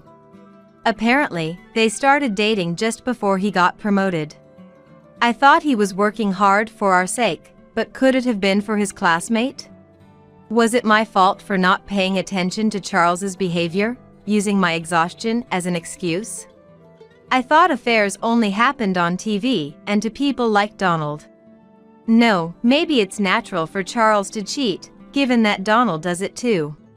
"Once this house is ready, my girlfriend and I are moving in. You can take your things and leave," Charles declared.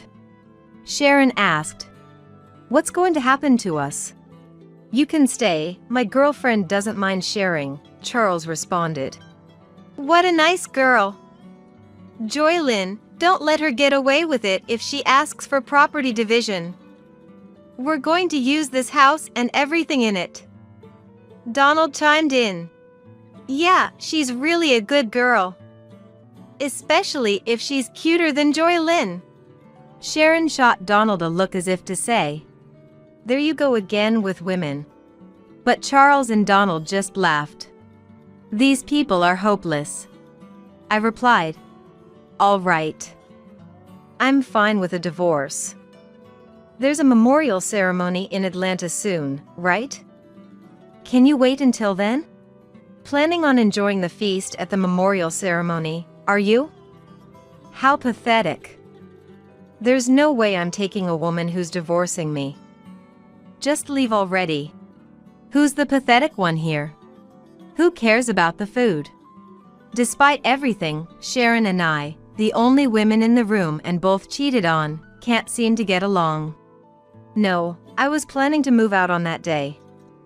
Going back home is a bit embarrassing since I was cheated on. Finding a place and handling the paperwork takes time. I thought it would work out around then. Charles, not Sharon, replied condescendingly. If that's the case, fine. Cheating and then acting all high and mighty. Don't underestimate me. I'll destroy everything. A week passed, and the long-awaited day of revenge finally arrived. That day, my parents-in-law and Charles left the house early in the morning to attend a memorial ceremony in Atlanta. They planned to return by evening. All right then. Let's give it a try. The garbage collection service I had hired arrived. I had them load all the furniture in the house into the truck. The sofa, the microwave, Charles and parents-in-law's bed, and Sharon's clothes that had accumulated since moving in, Charles's favorite new vacuum cleaner, even the refrigerator and its contents. All of it gone. Ah, minimalism is wonderful. With each item thrown away, it felt like my troubles were disappearing. Next, the movers came to transport my important belongings to my new place. By evening, the house was empty. The front door made a sound. It seemed Charles and the others had returned. I decided to greet them one last time as a good wife and stood at the entrance with a smile. What, you're still here? Charles frowned openly. So did my parents-in-law. Oh, that's harsh. It's the last time, so it's fine to see each other's faces before leaving, right? I wanted to see your face. Huh? You still care about me. Charles blushes slightly. He chuckles. What's the big deal? Fine. Let's have a meal together one last time, shall we? Charles, strangely in a good mood, heads towards the living room saying this, followed by Sharon, who looks exasperated, saying, Charles is so sweet. Donald, on the other hand, turns to me with a proud look, saying, that's my son. I'm baffled. Having a meal, huh? Would have been a nice way to part, if there was anything left to eat. Huh? What? What? Ah! Understanding the meaning of my words, Charles, upon opening the living room door, lets out a silent exclamation. Sharon, annoyed, peeks into the living room after Charles and exclaims just like him. What? Ah! Donald does the same. Wah, wait, Joylyn, WHY, the fridge, no, even the furniture. Appliances too. Why is there nothing anywhere? Of course, I threw them out. The house feels much bigger now, doesn't it? I thought it would be bad to leave old furniture for your new life with your girlfriend. Consider it my parting gift. Threw them out. Why? Weren't you preparing to move? I've already moved. You throw away things you don't need when you move, right? Have you forgotten? Most of the things we bought when we got married were purchased with my money. Nothing bad will happen just because I, who didn't need them, threw them away. At my words, Charles points at me, his mouth moving but no words coming out. He seems too shocked to speak. With this, I'll forego any division of property. Well, there's hardly anything to divide anyway. Sharon, furious at my smile, says, "What have you done?" I'll return that phrase to your foolish son. There are limits to indecency, like cheating while having a wife and then saying to leave because you're remarrying. Wasn't your upbringing at fault?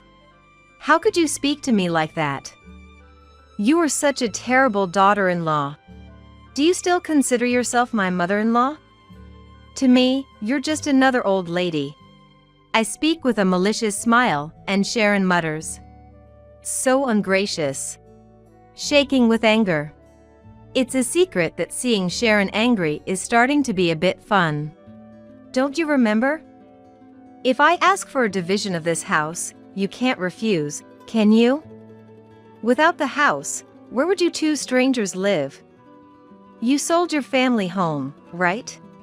Yes, the PILs had sold their house when they moved in with us. We won't need it anymore, they had said. So, this house was absolutely necessary for them. They sided with their son's affair over his wife, probably thinking, as long as there's a house with a housemaid, anything goes. Hearing my words, perhaps feeling rushed, Donald intervenes. Well, let's settle this amicably, pretending to be a good person. Yes, let's do that. Let's proceed calmly, just like the old just like Donald suggests. Exactly, you know what I'm talking about, Joy Lynn. Of course. By the way, Donald, wasn't your cell phone broken today? Huh? Oh, yeah. I realized it after leaving the house, it wouldn't turn on. If charging doesn't work, I guess I'll have to consult the store. There's no need for that. Your cell phone is right here. Saying that, I pulled Donald's cell phone from my pocket. Huh? Two identical phones? What's going on? Donald is puzzled. I switched the phones just before you left today. The one I have is the real one, and the one you had is a used one I bought and removed the battery. So, it won't turn on. What? Since you aren't tech savvy, I thought you'd just give up easily thinking it's broken or out of battery. It seems like a huge success. Smiling, I get asked by Donald, "Why would you do that?" Why, you wonder? Well, I have no clue. Speaking of which, you received an email today from your beloved Nancy saying she had a good time the other day. You email each other daily, right? I'm so jealous of your close friendship. What? Donald gasps, while Sharon glares at him. So, Donald, you were out with Nancy the other day?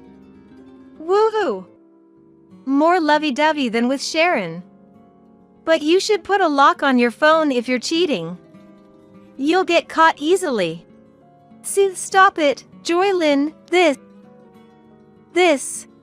But I thought cheating is wrong. Charles cheated on me, and it hurt. I know exactly how Sharon feels. So, I did something nice at the end. I texted Nancy. I'm bored. Let's break up. She was furious. I was just dealing with this old man because he conveniently gives me money. Good thing you broke up safely. Oh, by the way, this is Nancy, Sharon. Your enemy, take a good look. Saying that, I showed everyone a photo of Nancy and Donald as I returned the phone. That's when it happened. Charles showed a stern expression no one had seen before. Why? My girlfriend is. What? Everyone but Charles gasped. What's going on, Charles? What are you to Nancy? No, that's my line, Dad. Why are you taking pictures with Nancy? Because I'm her boyfriend, obviously. No, Nancy is my girlfriend. Isn't your girlfriend your classmate? We just met at a bar and started hanging out. Who would have thought that father and son were dating the same person? This development was also surprising for me. Ignoring Sharon and me, who were in shock, the men started a pointless argument about who was more suitable to be Nancy's boyfriend, which eventually escalated to a full-blown brawl, pulling each other's hair. The brawl ended when Charles pulled out a significant amount of Donald's precious, thinning hair. After a glance at the soulless face of Donald, I loudly declared, "Well, I'm off to my new place. Thank you for everything. I'll be claiming compensation for the affair next time. Bye."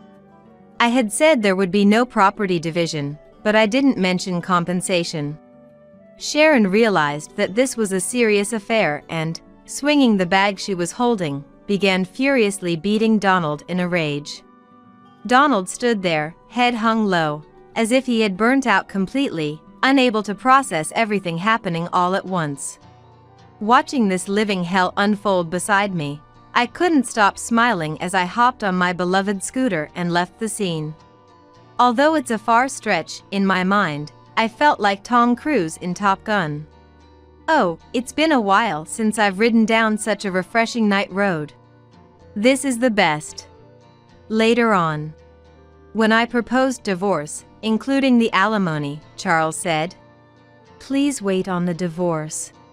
It seems that Sharon is also considering divorce, and there is a possibility that everyone might lose their homes or their circumstances might change, so he wants to save as much money as possible. He said things like, "Don't you think it's pitiful for us, who once lived together, to face such a difficult situation? And we need money now, but..." I didn't care, so I proceeded with the divorce talks without discussion and took as much money as I could get from Charles and his affair partner. When claiming the alimony, I felt a bit like an outlaw, but I hadn't done anything wrong. I had just done what was natural. Well, maybe tampering with someone's phone was slightly wrong. In the end, around the same time as our divorce, it seemed that Sharon also divorced Donald. Apparently, Donald and Nancy's affair had been going on for over 5 years, and Sharon couldn't forgive that they had a relationship in private as well. I don't quite understand why bar hopping is forgivable but private relationships aren't. I thought there are various forms of marriage. Well, in the end, we're not married anymore anyway. Donald was sued for alimony by Sharon, and Charles was sued for alimony by me. So the saying blood will out held true, and the parents-in-law are now all scattered. Sharon, having been cheated on by Donald, seemed to have grown to despise men in general, including Charles, who had abandoned me in a similar manner. As a result, Charles and Sharon, after her divorce, are slowly becoming distant, though they do have minimal conversations. Donald, jobless, turned to Charles for help but was rejected, as Charles himself was barely scraping by. Charles is juggling multiple jobs, while Sharon, who had been a housewife since her early marriage, is experiencing work for the first time with a part-time job. Donald became a part-time worker living in a cheap hotel. Charles, eager to remarry Nancy, learned that she wasn't interested. Nancy saw both Charles and Donald as mere extensions of her bar work, as convenient sources of money. It turned out that Nancy had other men besides Charles in the same capacity. Charles, having been classmates with her, mistook her for being serious and believed she was his destiny. But in reality, it was a foolish and trivial story. In the end, both men were deemed unnecessary by Nancy, even as convenient sources of money, and were discarded. From my perspective, I thought, since I'm leaving, might as well destroy everything in the process. Just as I aimed. I'm very satisfied having witnessed this spectacular collapse of a family. No one in that family valued each other, only caring about themselves. So, the outcome was, in a way, inevitable. Essentially, they were a family in name only, lacking any compassion. Now, I think it was good that I got away from that household.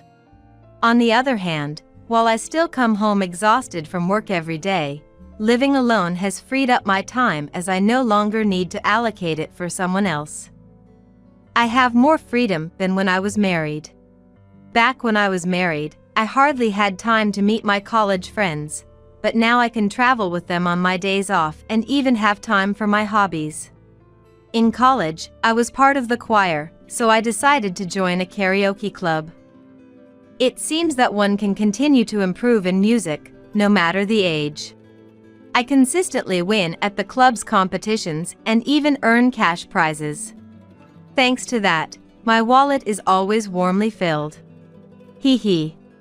At the facility where I work, my colleagues suggested hosting a karaoke recreation event since I'm good at it, and it was a huge hit.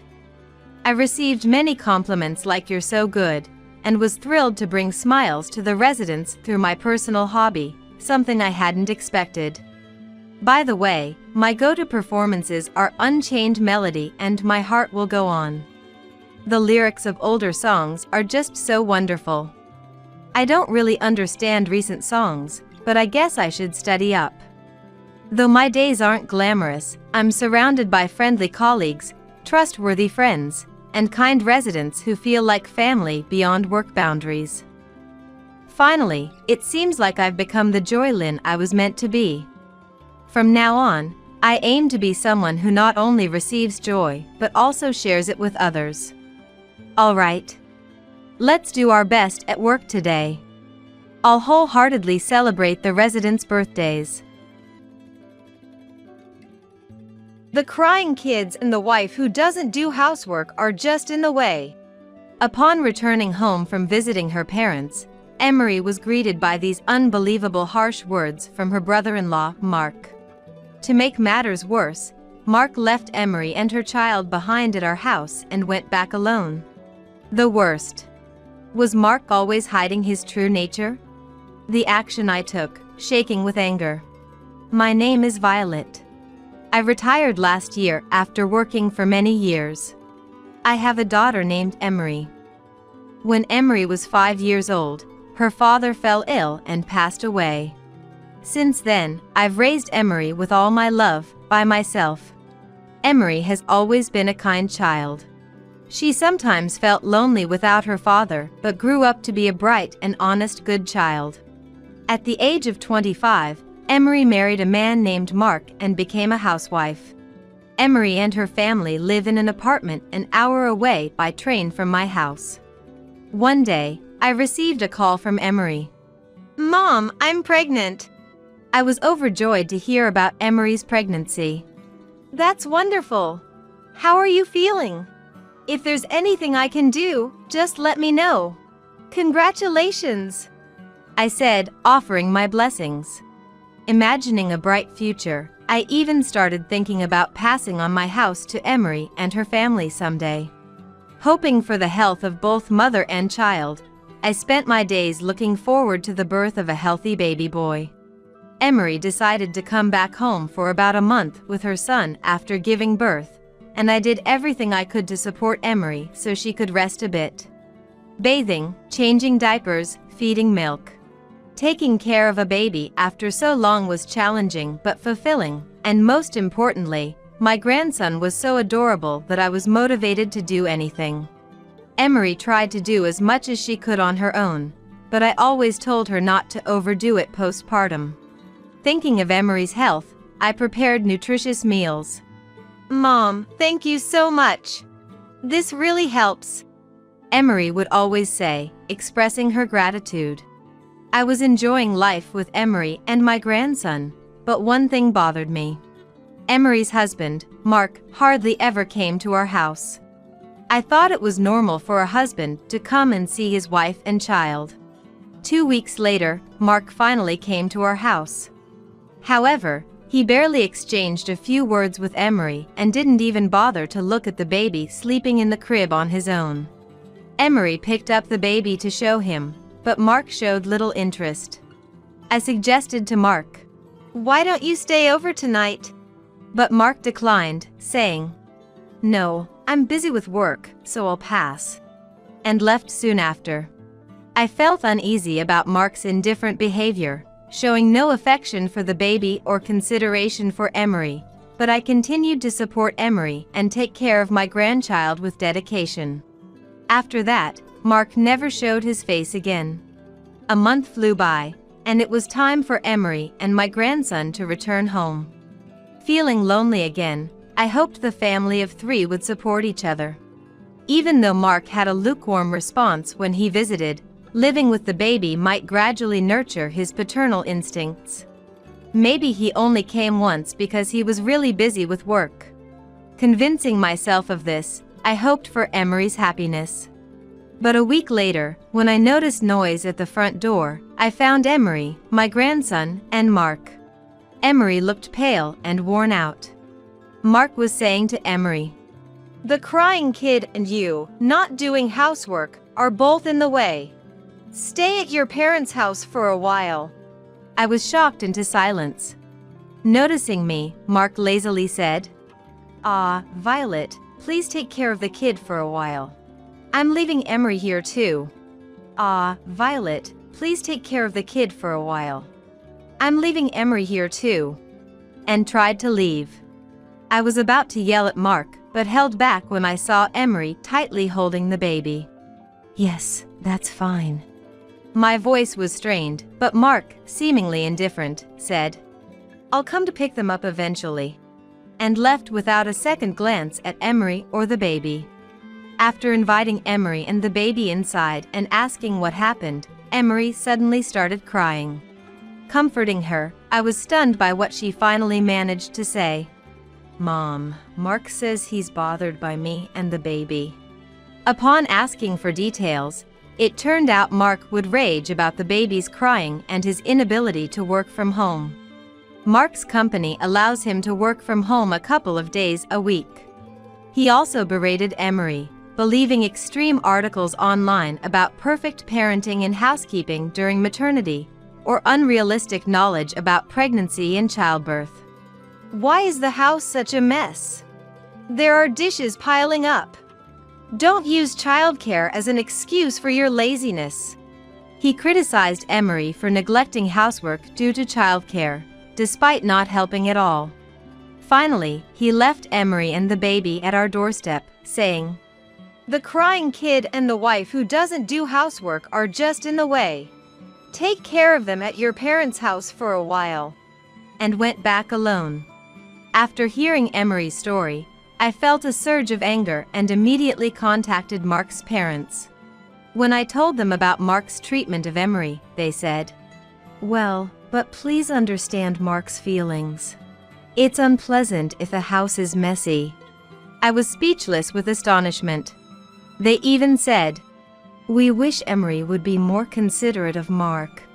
To which I calmly replied, "It's ridiculous to put all the burden on Emery without helping with childcare or housework." I continued to lecture them. Eventually, Mark's parents seemed to understand what I was saying. When I called Mark himself and lectured him, "You're always complaining to Emery, but have you ever changed the baby's diaper or fed him milk even once? As a married couple, you need to cooperate." Mark wouldn't listen. Instead, he said, "Speaking of which, Violet, you mentioned before about giving us your house. When will that be?" Completely ignoring Emery and the baby to inquire about the house. He said in a frivolous tone, "Our current apartment is too small, so I really want to move into your larger house soon." Aghast, I replied, "I'll hand it over once you come to properly take Emery and the baby and can live together as a family," and hung up the phone. Was Mark always like this? I feel so sorry for Emery. Mark seemed like a perfect gentleman during family meetings, but I'm shocked he was hiding his true nature. Emery must have only seen the good in Mark when deciding to marry him. It's no exaggeration to say she was deceived. For now, I must protect them until Mark properly comes to pick them up. And so, our life together, with me, Emery, and my grandson, began. Emery gradually regained her spirits, and my grandson grew up healthily. 7 months later, when Mark finally came to pick them up, he was stunned to see our house. "What the? Why is everything gone?" The site was cleared. In a panic, Mark called Emery. On the phone, Mark yelled, "Hey! Why is the house gone? What happened to the promise of giving us the house? And where are you guys now?" To this, Emery calmly demanded a divorce, saying, "You finally showed up? It's too late. The child, Mom, and I have moved. Let's get a divorce." Actually, since Mark didn't come to pick them up for a long time, I sold the house and cleared the land. If he had come sooner and sincerely apologized to Emery, things might have been different, but since there was no sign of that, I decided to sell the property. By then, Emery had already resolved to divorce Mark. I hadn't expected him to come after 7 months. During this time, we managed to find a strong lawyer for the divorce and a new place to live with the money from the sale of the house, so maybe the timing was right in a way. But it was way too late. What did he think of Emery and our grandson? Mark screamed, "Divorce! Why would it come to that? I will never agree to it. Tell me where you've moved to, I'll come." But Emery responded, "I will never tell you. I'll send the divorce papers by mail, please sign them," and hung up the phone. We didn't move to a neighboring city but to a distant one, buying a spacious apartment with the money from the house sale. With a large park nearby and supermarkets and drugstores within walking distance, it's a great location for raising a child. Emery and I are completely satisfied with our new apartment, enjoying a relaxed life of parenting. Mark often called afterward, only saying, "I will never agree to a divorce." Emery reiterated her request for a divorce, saying, "If you could ignore us for 7 months, we must not be needed. Please come to terms with it and agree to the divorce." But Mark threatened, "Do you plan on taking away my parents' first grandchild?" However, Emery informed him, "Your parents have been visiting regularly, so they're well aware of the child's growth." Actually, after I lectured them over the phone, Mark's parents changed their minds, apologized to us, and even came to our doorstep to offer a deep apology for their rudeness. They repeatedly tried to persuade Mark to pick up Emery and the child, but he refused to listen. They disowned Mark, saying, "A person like that is no son of ours," and urged him to agree to the divorce quickly. Mark panicked. "Why are you suddenly saying this? Dad, Mom, that's terrible." They cut him off. "You had 7 months. We're severing ties with you as parents." Emery coldly told Mark, "Your parents have disowned you, haven't they? I also want to sever ties with you as soon as possible through divorce." Disowned by his own parents and abandoned by his wife, Mark finally conceded to the divorce. Regarding custody, although Mark said, "I want the custody," Emery countered, "I want the custody." Emery countered, "You've never even changed a diaper. What are you talking about?" Naturally, Emery was granted custody. Mark ended up paying child support in a lump sum, and the divorce was finalized. Initially, Mark wanted to pay child support in installments, but Emery insisted on a lump sum, not trusting him, so Mark reluctantly agreed. This left Mark almost broke, leading to a life of poverty after paying child support in one go. Thinking that remarrying Emery would bring back the child support, Mark began frequently demanding to remarry. "Emery, I'm really sorry. I won't blame you anymore. I can even tolerate a bit of mess and change diapers occasionally. Let's remarry," Mark said ridiculously, but Emery replied, "You still don't understand what you did wrong. I don't see any willingness to cooperate. Anyway, even if you changed now, I would never remarry you." Mark still hadn't grasped the concept of cooperating on childcare and housework as a couple, continuing to make irrelevant remarks. Emery said, "Since I've already received the child support, there's no need for us to communicate anymore. I'm blocking you. Goodbye." And blocked Mark. Both I and Mark's parents also blocked him. Emery expressed relief. "I feel so refreshed. It's a liberating feeling." Later, when Mark found it difficult to pay his apartment rent and return to his parents' home, he discovered it was for sale. Standing in front of the now empty lot, he muttered, "You've got to be kidding. Did Dad and Mom sell the house too?" Having lost his home, Mark was at a loss and reluctantly returned to his apartment, leading a lonely and impoverished life. Soon, whispers and rumors about him began to spread among the neighbors. The word was that he had driven away his wife and child with his selfish behavior, and even his own parents had disowned him. Since Emery was well liked by the neighbors, they looked down on Mark, saying, "To treat such a wonderful DIL so terribly." Even going to the convenience store near his house became a challenge for Mark, as he was conscious of people's stares, resorting to sneaking out late at night. Moreover, news of Mark's misconduct had spread at his workplace, resulting in cold treatment from everyone. Mark had a tendency to arrogantly believe everything he read online, and he wasn't very popular at work to begin with. This incident further lowered Mark's standing at work, and he was even lectured directly by a senior female colleague with experience in child rearing. As a result, Mark found no peace either at work or home, leading a life of discomfort. Stress led him to gambling, starting with a casual visit to a pachinko parlor, eventually spiraling into a life of debt. His gambling addiction led to a nocturnal lifestyle, resulting in unauthorized absences and napping during work hours, until he was finally fired. Evicted from his apartment, Mark was forced to move to a cheap, run-down property. Unable to secure stable employment, he scraped by with day labor.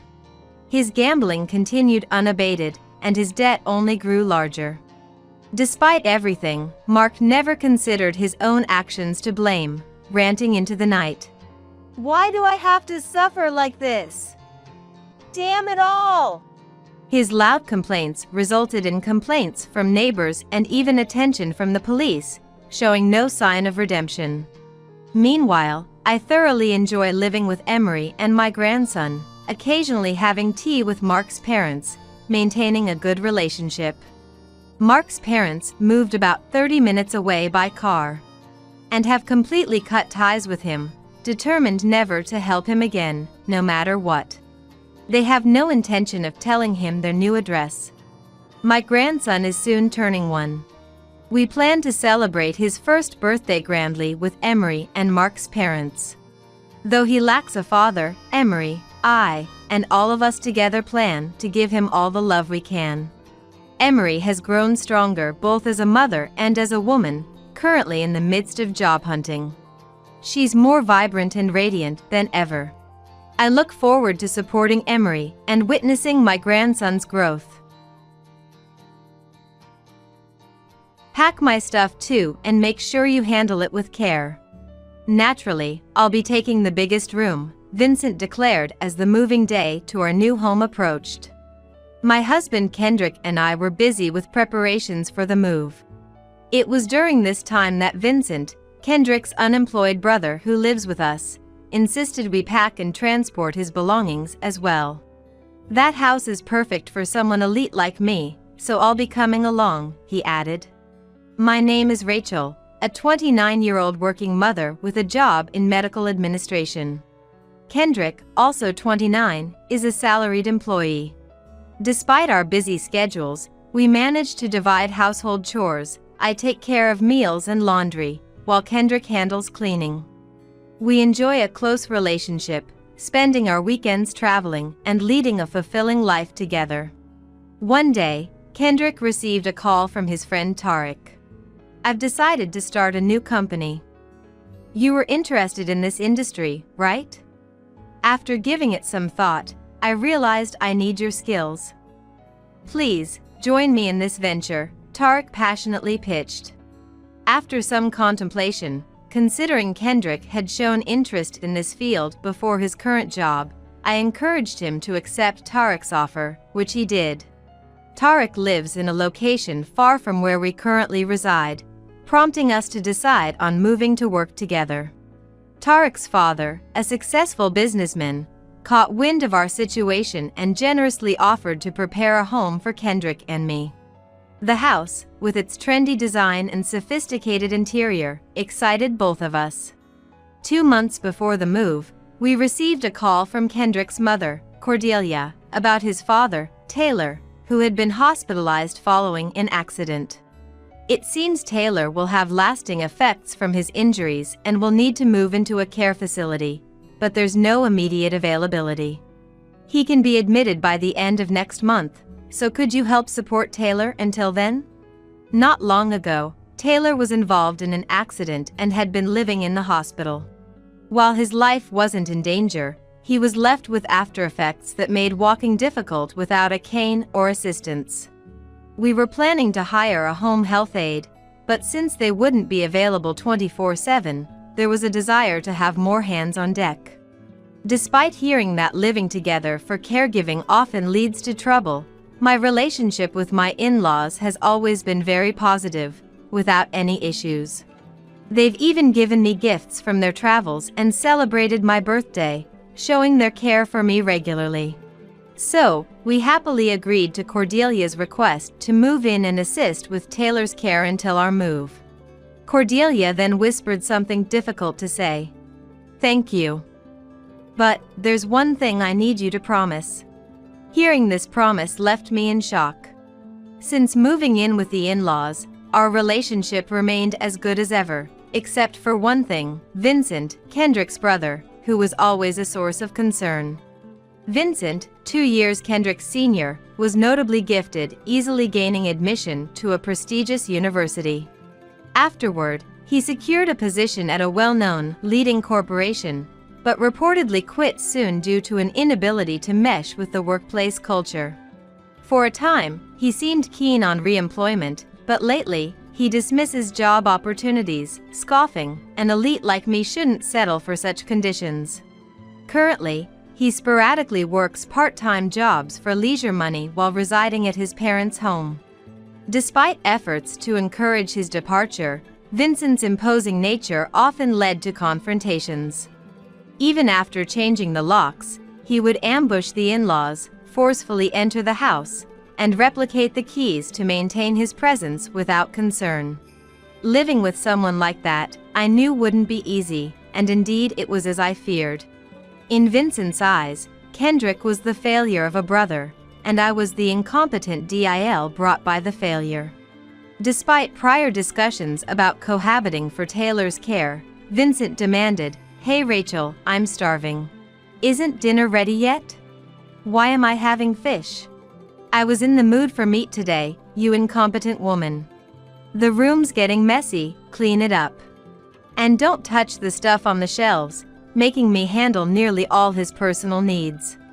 Of course, I ignored most of Vincent's demands, but he would still consume meals prepared for Taylor or leave his trash in front of my room as he pleased.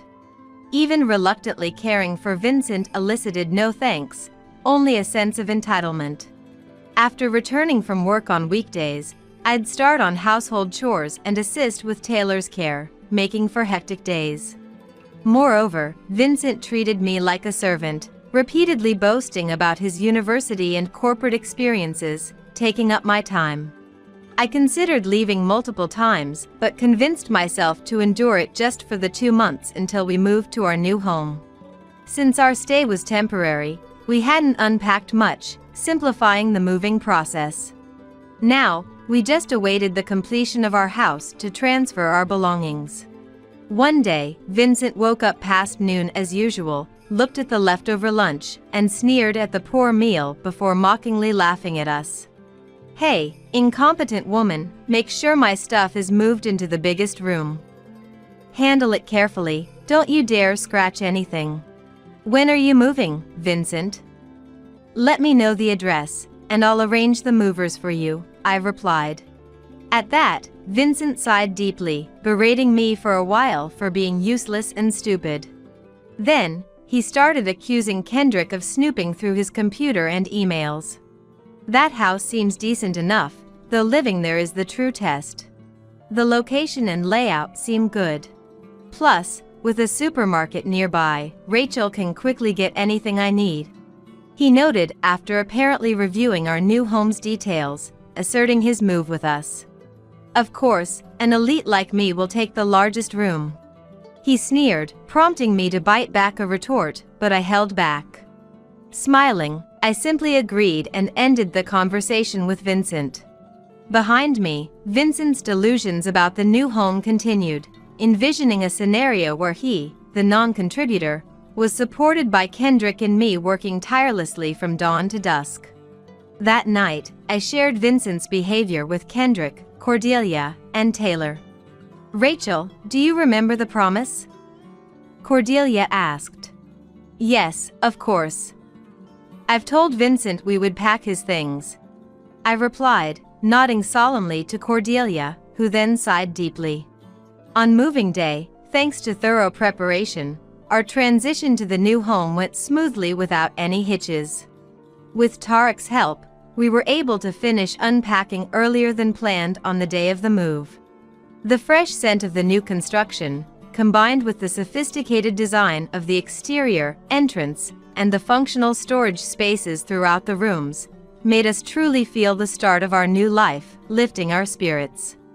That night, Kendrick, Tarek, and I celebrated our new home and the future of our company, opening the champagne Tarek brought, and enjoyed ourselves until late into the night. The next morning, in our new home, I received a call from Vincent. Answering the phone with my head still foggy from the alcohol, Vincent angrily demanded, "Hey, what's the meaning of this? Why are my things still here?" Kendrick quickly took the phone from me and calmly explained, "We did exactly as you asked, placing your belongings in the largest room. Isn't that what you wanted?" Indeed, we did place Vincent's belongings in the largest room, just as he had instructed us to. That room was the living room of the family home where we had all lived together. Vincent, having been lied to about the moving day, went out as usual and returned in the morning to find the house empty. He was utterly confused, unable to grasp the situation. Interrupting his tirade of insults, Kendrick firmly informed him of the future of their parents' house. "Also, Vincent, you need to leave soon. Dad sold the house during the move, so you can't live there anymore." Vincent, stunned, began loudly calling for Taylor and Cordelia. However, Taylor had already moved into a care facility, and Cordelia had started living alone in a small apartment nearby, so no one was there. "Are you kidding me?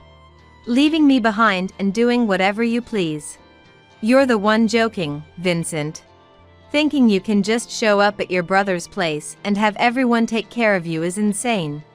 Kendrick, having lost all admiration for Vincent, who was once considered elite, ended the call with a sigh, showing his frustration. He rejected all return calls and even blocked Vincent's number, finally freeing us from his burden. A week after moving, I received a call from a friend living near our old family home and took the opportunity to inquire about Vincent's current situation. Vincent, it seems, had refused to leave the family home, believing it impossible to sell a house with someone still living in it. The real estate company, brought in by Taylor to handle the sale, found itself at a loss with Vincent and issued eviction notices from both Taylor and the company. Only after such measures did Vincent finally accept the sale was real. He attempted to cancel the sale, but since the property belonged to Taylor, Vincent's protests were in vain, leading to repeated eviction notices from the real estate company, almost reaching a legal standoff before Vincent reluctantly left the house. Vincent, relying on an address he found snooping on Kendrick's computer, attempted to come to our new home but was shocked to find himself at a police station. Kendrick had anticipated Vincent might look through his computer and deliberately placed false information where it would easily be found. By not locking the computer, to avoid Vincent possibly destroying it, Kendrick left the nearest police station's address, along with some interior photos from a remodeling company, tricking Vincent completely. Vincent then headed to the care facility where Taylor was residing, but faced with the reality that Taylor, now a resident, couldn't possibly take care of him. Vincent was declared estranged face-to-face. With no way to reach Cordelia, Vincent was left in despair and began living in a cheap apartment. Initially hanging out with friends, Vincent was forced to start working part-time jobs as he now had to pay his rent and utility bills. His educational background and corporate experience quickly landed him jobs. But his discriminatory attitude and pride in his elite status didn't change, leading to swift resignations from each new job. Eventually, interviewers turned away from Vincent due to his extensive history of short-lived jobs, seeing him as problematic. Vincent finally realized that his prized educational background and corporate experience were of no value. When we met by chance at a supermarket, Vincent appeared thin and worn, struggling even for food, his clothes tattered.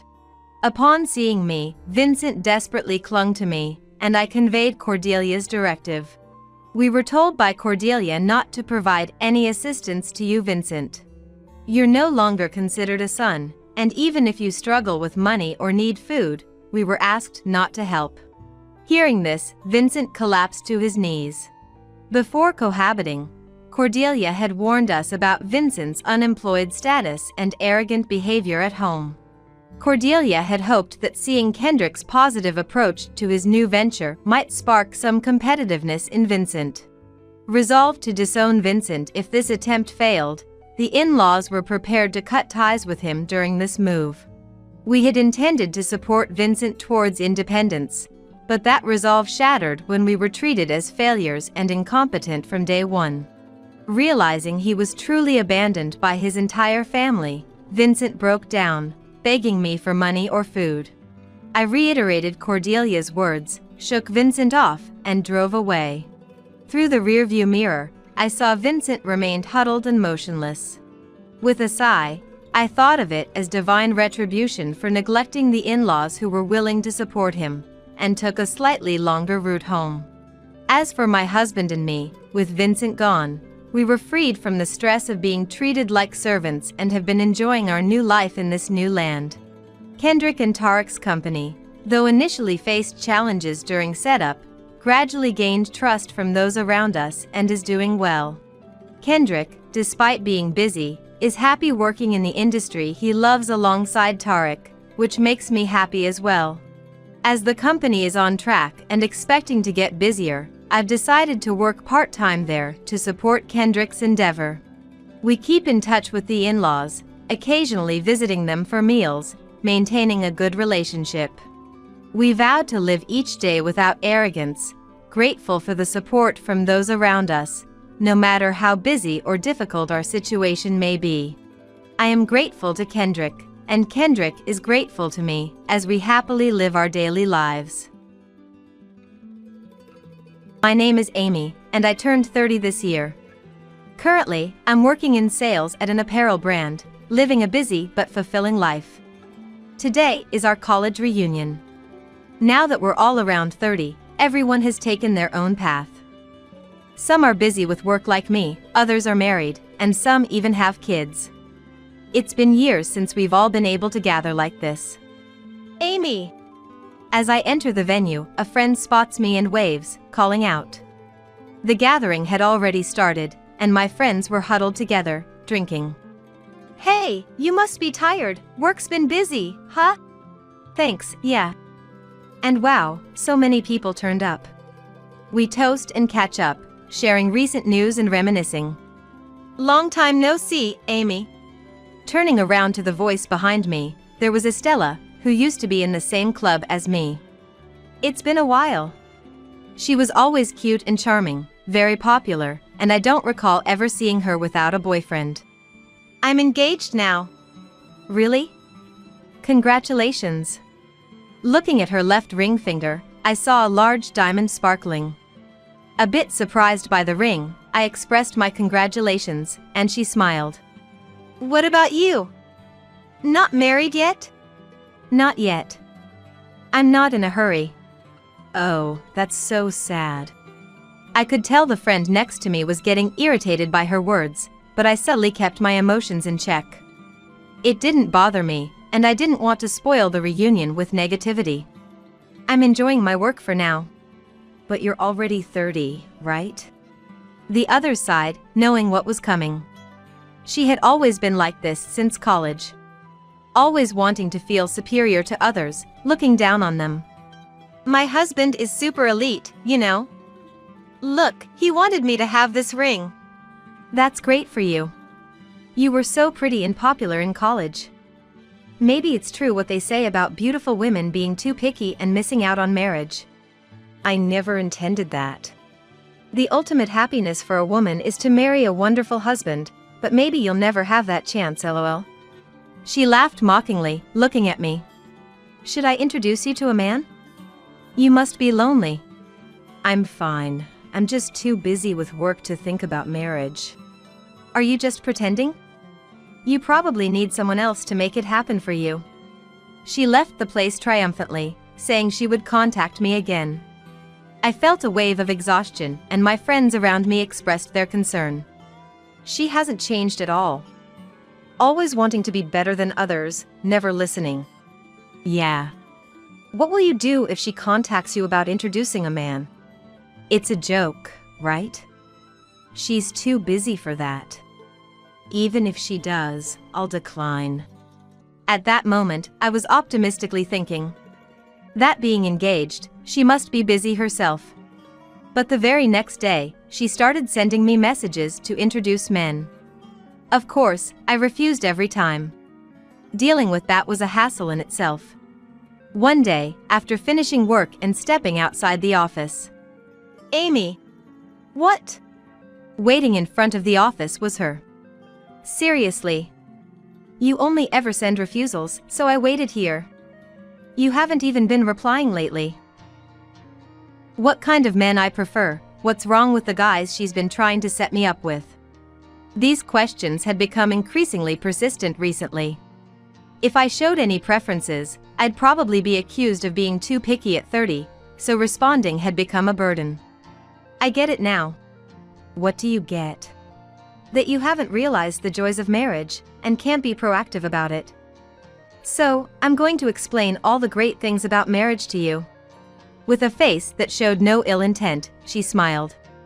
Being in front of the office, I couldn't just dismiss her coldly or ignore her. I had no choice but to lead her away, so I invited her to a restaurant. We entered the restaurant, but instead of focusing on the meal, she went on and on. About the wonders of marriage. How much she's loved. How rich her fiancé is, and even though they're only engaged, she has lots of money to spend freely.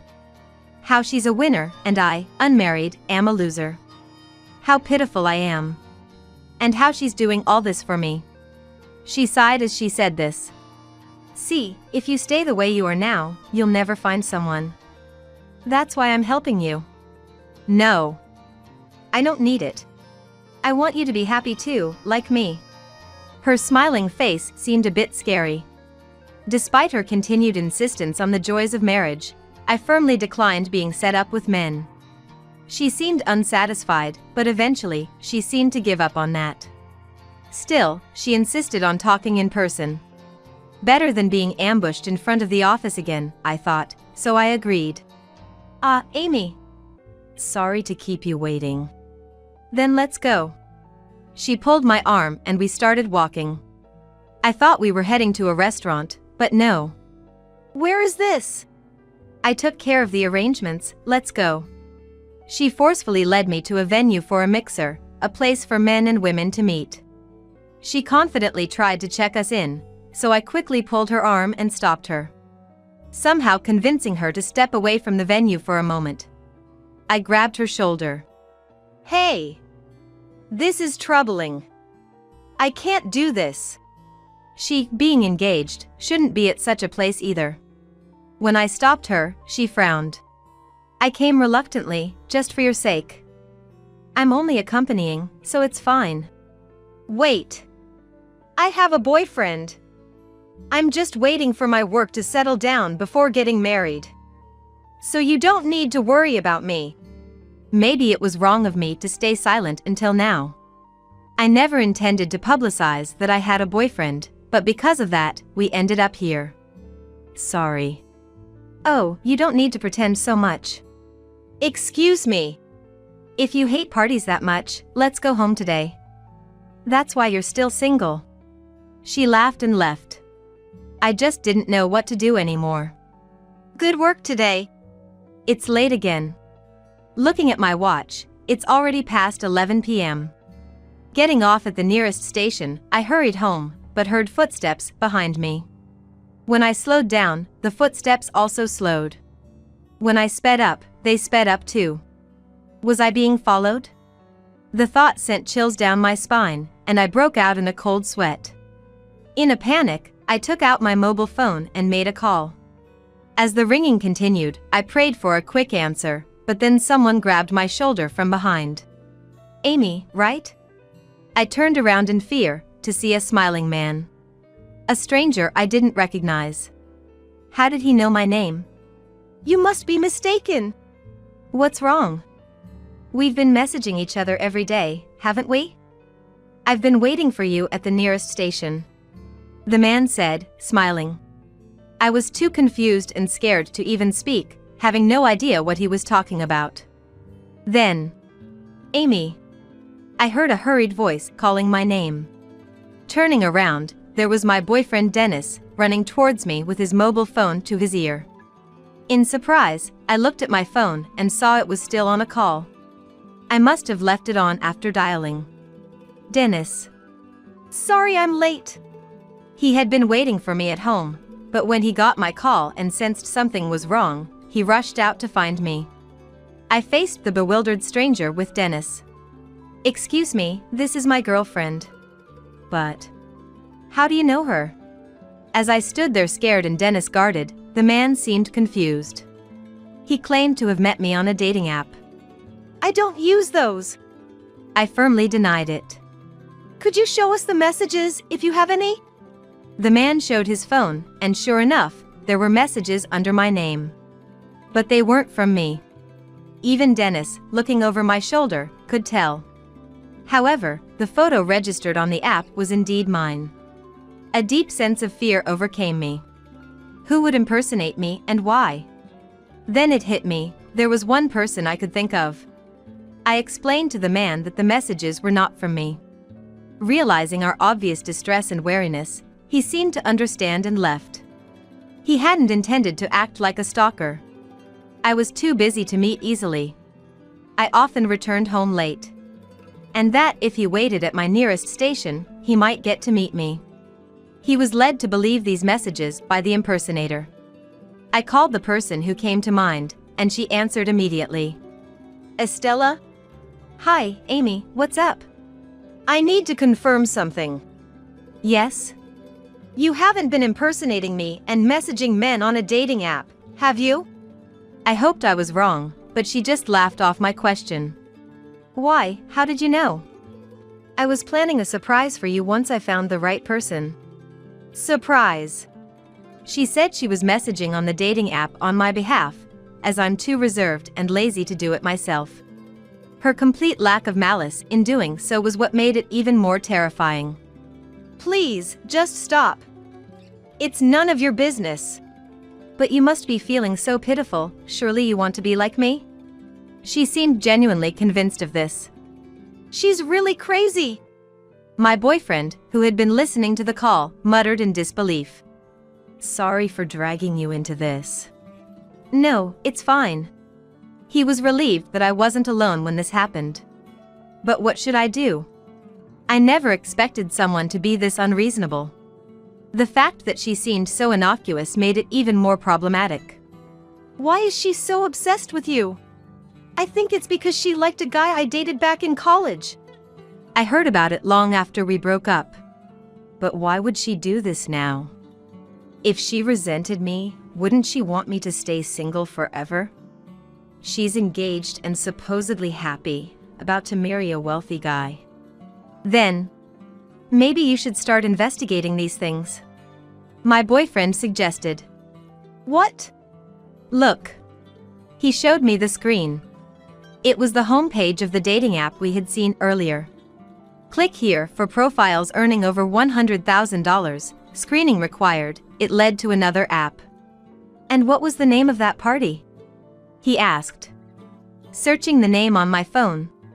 I knew it! It was also for people earning over $100,000. Meaning she was trying to set me up with men earning less than her. Such a devious tactic. I blurted out. Then, I know this might not be the right time to say this. Yeah. As I was stressing out, he turned to face me, looking serious. And a bit nervous, making me nervous too. How about we get married? His unexpected proposal took me by surprise. Married? I've been thinking about it for a while. But you were busy with work. Now might be the right time. Getting married might stop her obsession. At least, it would put an end to her unwarranted meddling and setting up random meetups. But using you like that. And getting married for such a reason. I want to be used by you. I'm also seizing this opportunity. Maybe this timing will get you to marry me. He said with a shy smile. A month later, I called her. Amy, what's up today? I wanted to talk and thank you. Walking together, she tilted her head in confusion. Eh? For what? Here. Everyone's already gathered. Everyone? Leaving the bewildered Estella behind, I entered the restaurant. Everyone had already gathered. Sorry for making you wait, you could have started without me. We couldn't start without the guest of honor. I thanked my friends and took a glass from them, handing one to Estella too. Guest of honor. Congratulations on your marriage. Congrats. Everyone raised their glasses and started to drink. Only Estella was confused about what was happening. Maybe I had been a bit cruel. I've decided to get married. What? How? She was shocked. That time you registered me on that app without my permission. That dangerous mistake. My boyfriend said he couldn't leave me alone after that. It was also the right time as my work was settling down. I showed her the engagement ring we had picked out together. I'm sorry I didn't explain properly earlier. But I didn't think you'd believe me if I just told you. That's why I decided to invite her here. She trembled, falling silent. Amy, well done. Dennis. Then, my boyfriend arrived. He had been invited as it was a celebration of our engagement. Nice to meet you, I'm Amy's fiancé. We've been living together for a while. Thanks for giving us the push towards marriage. He smiled. Perhaps a bit too pointedly. I nudged him with my elbow to calm him down. You've been living together? Yes, he's been supporting me since I was studying for the bar exam. I want to repay his kindness, but he's too busy with his work. I'm already getting plenty of support from you. Bar exam? Yes, I'm a lawyer. He smiled. And your salary is? Well, it's decent. He was confident. But. Estella showed us her engagement ring. It's a coincidence, I'm marrying a lawyer too. She seemed upset that I was happy, but didn't want to admit defeat. I didn't like her sudden marriage announcement. I could sense her feelings. Oh, a fellow lawyer? Which firm? He asked. It's on the business card. She fumbled for her card, flustered. He checked it and frowned. Never heard of this firm. Just like he did with the app and party incident, he quickly searched on his phone. Oh? It's not here. The search only brought up similar but different names. And also, he continued, lawyers get a registration number when they become one, and in this state, it's usually 7 digits. This card has 10 digits. So, this number doesn't exist. Estella's face went pale. You must be kidding me. No, I'm clearly not. He replied calmly. No, that can't be true. I've always been on dates at the top floor restaurant of a hotel, enjoying full-course meals, and I even received 100 roses on my birthday. This ring is a 2-carat diamond, after all. She frantically called her supposed fiancé. Hey, I'm at a friend's engagement party, and they're saying there's no record of your lawyer number or your law firm. From her mobile phone, a loud angry voice shouted, Shut up, woman. Followed by the sound of the call being disconnected. That can't be. She collapsed onto the floor, sitting down without regard for her surroundings. My boyfriend then added his piece. I have something to tell you, right here, right now. I love Amy. Her strengths and her weaknesses. I respect her dedication to the things she loves. Although she doesn't want to make a big deal out of this, impersonating someone and using their photos on an app is a criminal act. If it happens again, we'll take legal action. Just so you know. No. Urged by my boyfriend, I turned my back on her. As I walked away, receiving congratulatory words from friends, I glanced back. She remained crumbled on the spot, biting her lips. She left soon after and didn't show up at the gathering again. Later, I heard through the grapevine that when she returned home, she found nothing there. The supposed lawyer had blocked her calls and went silent. Recently passed the bar exam and have no money for my parents' hospital bills. I want to open my own office near our new home. I need funding for that. Believing these words, she had quickly given him money. Not having enough in savings, she even borrowed from consumer finance companies. As for the large diamond ring she boasted about, it turned out to be a fake when appraised, something sold in a novelty store for $7. Later, Dennis and I got married. Our life didn't change much since we were already living together, but seeing my wedding ring during work always brings a smile to my face.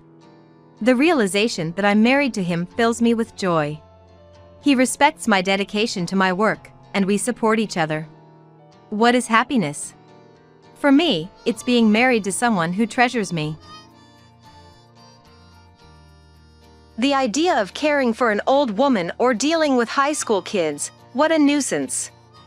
There's no room for a baby here, right? You should leave. I was a teenager, jerked around by my selfish brother and his wife, but, in an unexpected turn, my life changed for the better. My name is Riley. Lately, at 40, it seems like gravity's winning the battle, my cheeks sagging into a slight bulldog look. Oh dear. Is it hard to be against aging? However, reminds me, my mother never really had sagging skin or wrinkles. Wish I had inherited that. I think she was quite beautiful. After divorcing my father over his affair when I was young, she raised my older brother Alexander and me on her own, until one day. Suddenly, she collapsed with a brain disease. Alexander was a freshman in high school, and I was in middle school. My mother woke up, but was paralyzed from the waist down and struggled to speak. She mostly seemed lost in a daze. That's when my trials began. After learning about her condition, what are we going to do now? Alexander quickly said, I thought, we'll support her together. But, Alexander said, I can't handle caregiving. Mom wouldn't want a man taking care of her, right? I have to study, so you handle it all. And he just dumped it all on me. As a middle schooler, I had no idea how to care for someone.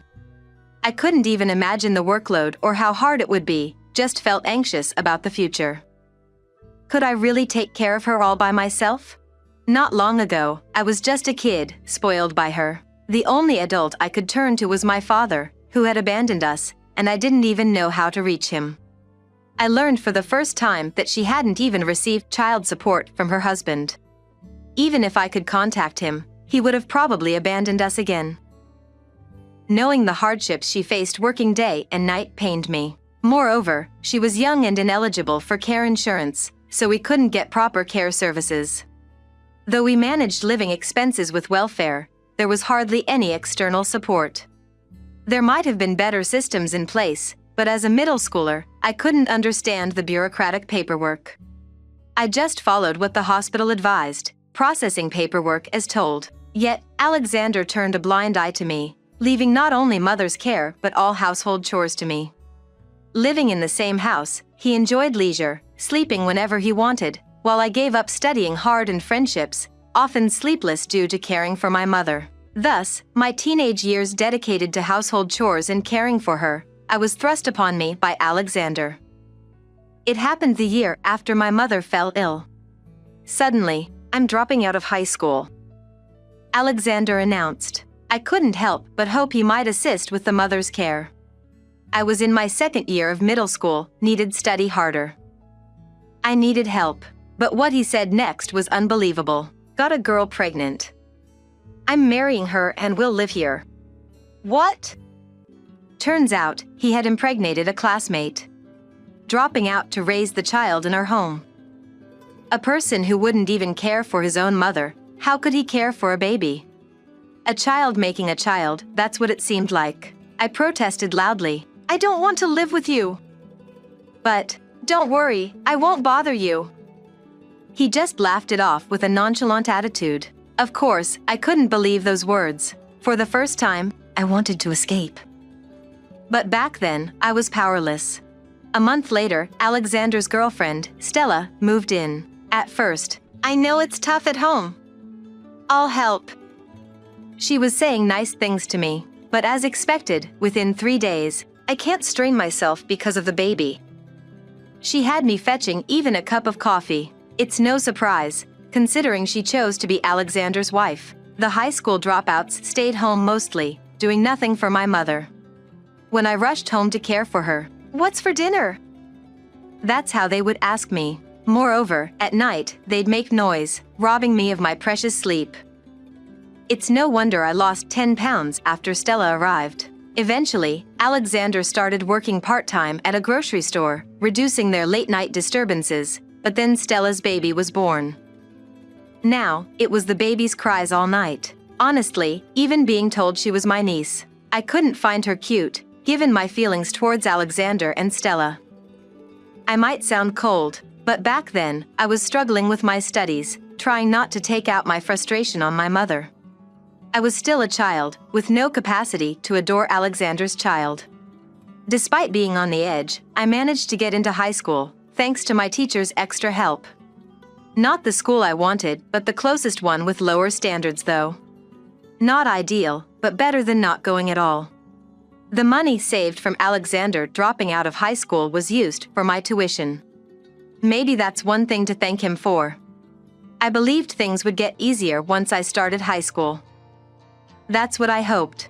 Then, right before starting high school, one day, "Hey, Riley, how about this place?" "Huh?" Stella showed me a pamphlet for a condominium. I thought for a moment they were moving out now that they had a child. However, it was all for single living. "This one's close to a grocery store, good for a girl like you, near a busy street, safer." "Stella, I don't plan on moving." "Huh?" She asked back with a smile, but her eyes weren't laughing. I felt pressured, as if I had no choice. But, okay, I understand. I couldn't just say, "We should consider my mother." "Just take her with you." "That's impossible. I have nowhere to go." "I'm helping you look for a place. Just find a part-time job or something." "That's terrible." "Terrible? You're in high school now, perfectly able to work. Living at home is just pampering yourself, pampering. You're in high school, time to move out." "Why do I have to listen to you?" I argued back, tears in my eyes. "I am Alexander's wife. I'm his family. I've got a baby, but I've got an old woman to care for and a high schooler at the same time. How could you deal with harsh situation? Get out quickly." Before I knew it, Stella grabbed my collar and threw me out. Then Alexander roughly dragged my mother out. "Here." Handing her to me. I couldn't believe these were the actions of parents. Stella then kicked my mother's wheelchair and threw my school bag at me. "See ya!" And closed the door. "Wait! Please wait!" I yelled, banging on the door, but but they didn't come out. I was really being thrown out. That's when I realized. What's the matter, young lady? The voice came from Harris, the old man living across the street. Mr. Harris! He asked what happened. I've been thrown out with my disabled mother. But I couldn't said. It felt embarrassing, somehow shameful. Come on in for some coffee. He then gestured for me to come over with a smile. Though I was hesitant to enter a neighbor's home so quickly, it started raining, and I couldn't leave my mother out, so I gratefully accepted. Harris gave us towels and warm coffee. Noticing my tension, he made small talk, asking about my favorite things to help me relax. Eventually, I was kicked out by Alexander and his wife. I opened up. What will you do now? Do you have somewhere to go? I don't know. How about I offer you a place to live? No, we can't. We don't have the money. Oh my. I wouldn't take money from a young lady like you. It's for free. That can't be right. It's okay. Usually, old folks have extra money, and young people should take advantage when they can. I'll even cover your tuition. We can hire someone to care for your mother. Why would you do for us? Don't you remember? Remember what? I used to be the janitor at your elementary school. I'm sorry, I don't remember. No wonder. You were only in 2nd grade, and I didn't have gray hair then. You found me behind the school suffering from chest pain and called for help. Now that he mentioned it, I vaguely remembered. After that, I quit and moved here and realized you were my neighbor. But just for that, you can't possibly owe me this much. No, you see, if you hadn't found me quickly, I could have ended up like your mother. I'm really grateful. I couldn't believe it, but Mr. Harris's eyes weren't deceitful like Alexander's. He genuinely seemed to care about us. You might be wary of a stranger offering you a home. So how about living with my granddaughter? She's in college and studying to be a caregiver. She could help. That sounded reassuring. I didn't want to live with anyone like Alexander again. It was a tough decision, but honestly, I had no other choice. I decided to trust Harris and accept his offer. The house he provided was a mansion, the likes of which I'd never seen, and it was wheelchair accessible. His granddaughter, Scarlett, said, I was planning to live alone for college but thought it might be lonely. She happily agreed to live with us and even shared the caregiving and household chores. I couldn't help but think, have I come to heaven? It was such a blissful life. Not only did Harris make it possible for me to attend high school, but he also offered to pay for my college, allowing me to pursue an education I thought was impossible. Scarlett was truly like a sister to me, supporting me through my studies. She helped me study for college because I hardly could have attended the high school class. Thanks to her, I was accepted into a university with much higher standards. Later, I learned Harris was from a family that owned a large corporation, involved in everything from food to caregiving services. He had been a janitor as a post-retirement hobby. One day, how can I repay you? I asked him. Then, why don't you work at one of our caregiving companies? He suggested. It didn't feel like repaying him, but he said, seeing you work hard would be the best repayment for me. So, I accepted the job at his company. Thanks to my job, I was able to earn enough to afford outside care for my mother and live in a wheelchair-friendly house. Furthermore, Harris said, I want you to meet my grandson, Lucas. He introduced me to Lucas, who was set to eventually take over the caregiving business I worked at. Initially, I hadn't planned on it, but I was drawn to him, a year older than me, and his inclusive nature. We started dating and eventually married. Harris confessed, I had planned for you two to get together from the start. He said that. When we announced our marriage, now we're truly family. He said with a twinkle in his eye, though I was not fortunate with my real family, aside from my mother. I remember being happy to have found a family in that way. My understanding husband agreed to live with my mother. My in-laws were very kind, and we were blessed with 2 children, leading a peaceful life until one day. Riley, isn't this your brother? What? Lucas handed me a resume, and there he was, aged but unmistakably Alexander. It is Alexander. He's applied for a caregiving position at one of our homes. He's got an interview next week, among other candidates. Caregiving. He would never do that. I wonder how he ended up applying here. I don't know. Hey, what if I conduct the interview? He grinned at my suggestion. That's a great idea. He said that. On the day of the interview, Alexander appeared in a suit, but his shirt was wrinkled and untucked. He didn't look like someone ready to work. Please, take a seat. He complied, and our eyes met for a moment. Riley! Long time no see. I smiled, speaking to my startled brother. Why are you here? I'm the interviewer. Why are you here? I thought you despised caregiving. I love caring for the elderly, you know. Lies. After what you did to my mother and me. I was young. Please, Riley! He whispered, but then suddenly shouted to beg. What's all about? I've got no other choice. Please hire me. What do you mean?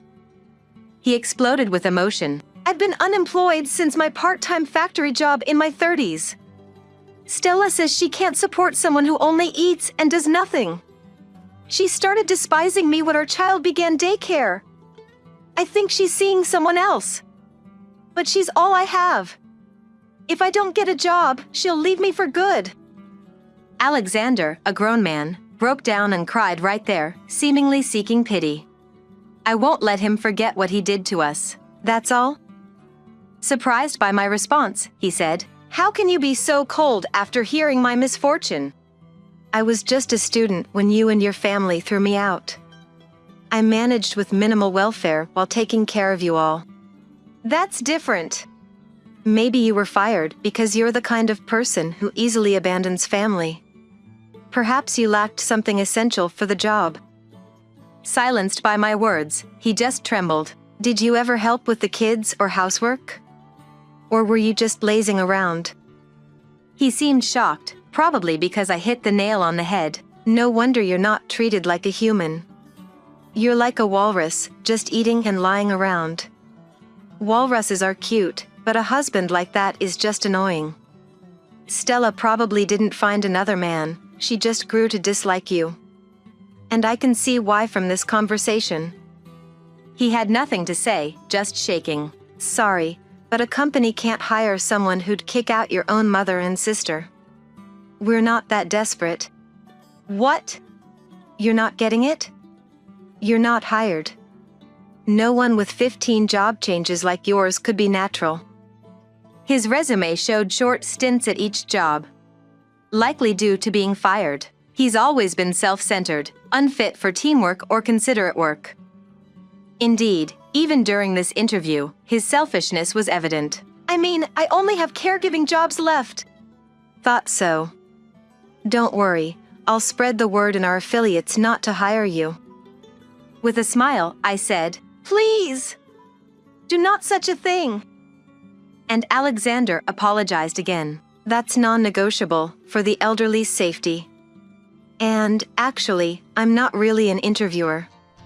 The real interviews ended long ago, and we've already chosen someone. You were never going to be hired. I just gave you a fake schedule. So, no matter what, you won't be hired. Sorry about that. I grabbed his collar and threw him out like he once did to me. Goodbye. And with a smile, I waved goodbye. He tried to re-enter the room, but Luca's subordinate, who was standing by outside, threatened, If you make any more noise, I'll call the police. And they escorted him out of the building. That was the last battle with Alexander. Afterward, he sent a letter to my company. He couldn't find work and was divorced by Stella. The letter begged for help and a job. Typical of his self-centeredness. I ignored it. He doesn't deserve help after trampling on my mother and me. I hope he learns from being on the receiving end of hardship. Meanwhile, I continue to live a peaceful life. All thanks to Harris, who took in my mother and me. He is aging, his legs growing weaker, but I still visit him regularly. My middle school children also adore him, often visiting him on their own without my knowledge. This spring, we took my mother and Harris for picnic at a nearby lake. We're planning a summer trip. Next year, and the year after, I want to create many more wonderful memories, making up for my difficult childhood. Despite those hardships, I'm glad to have been born. I'm grateful for meeting those people. I am happy now.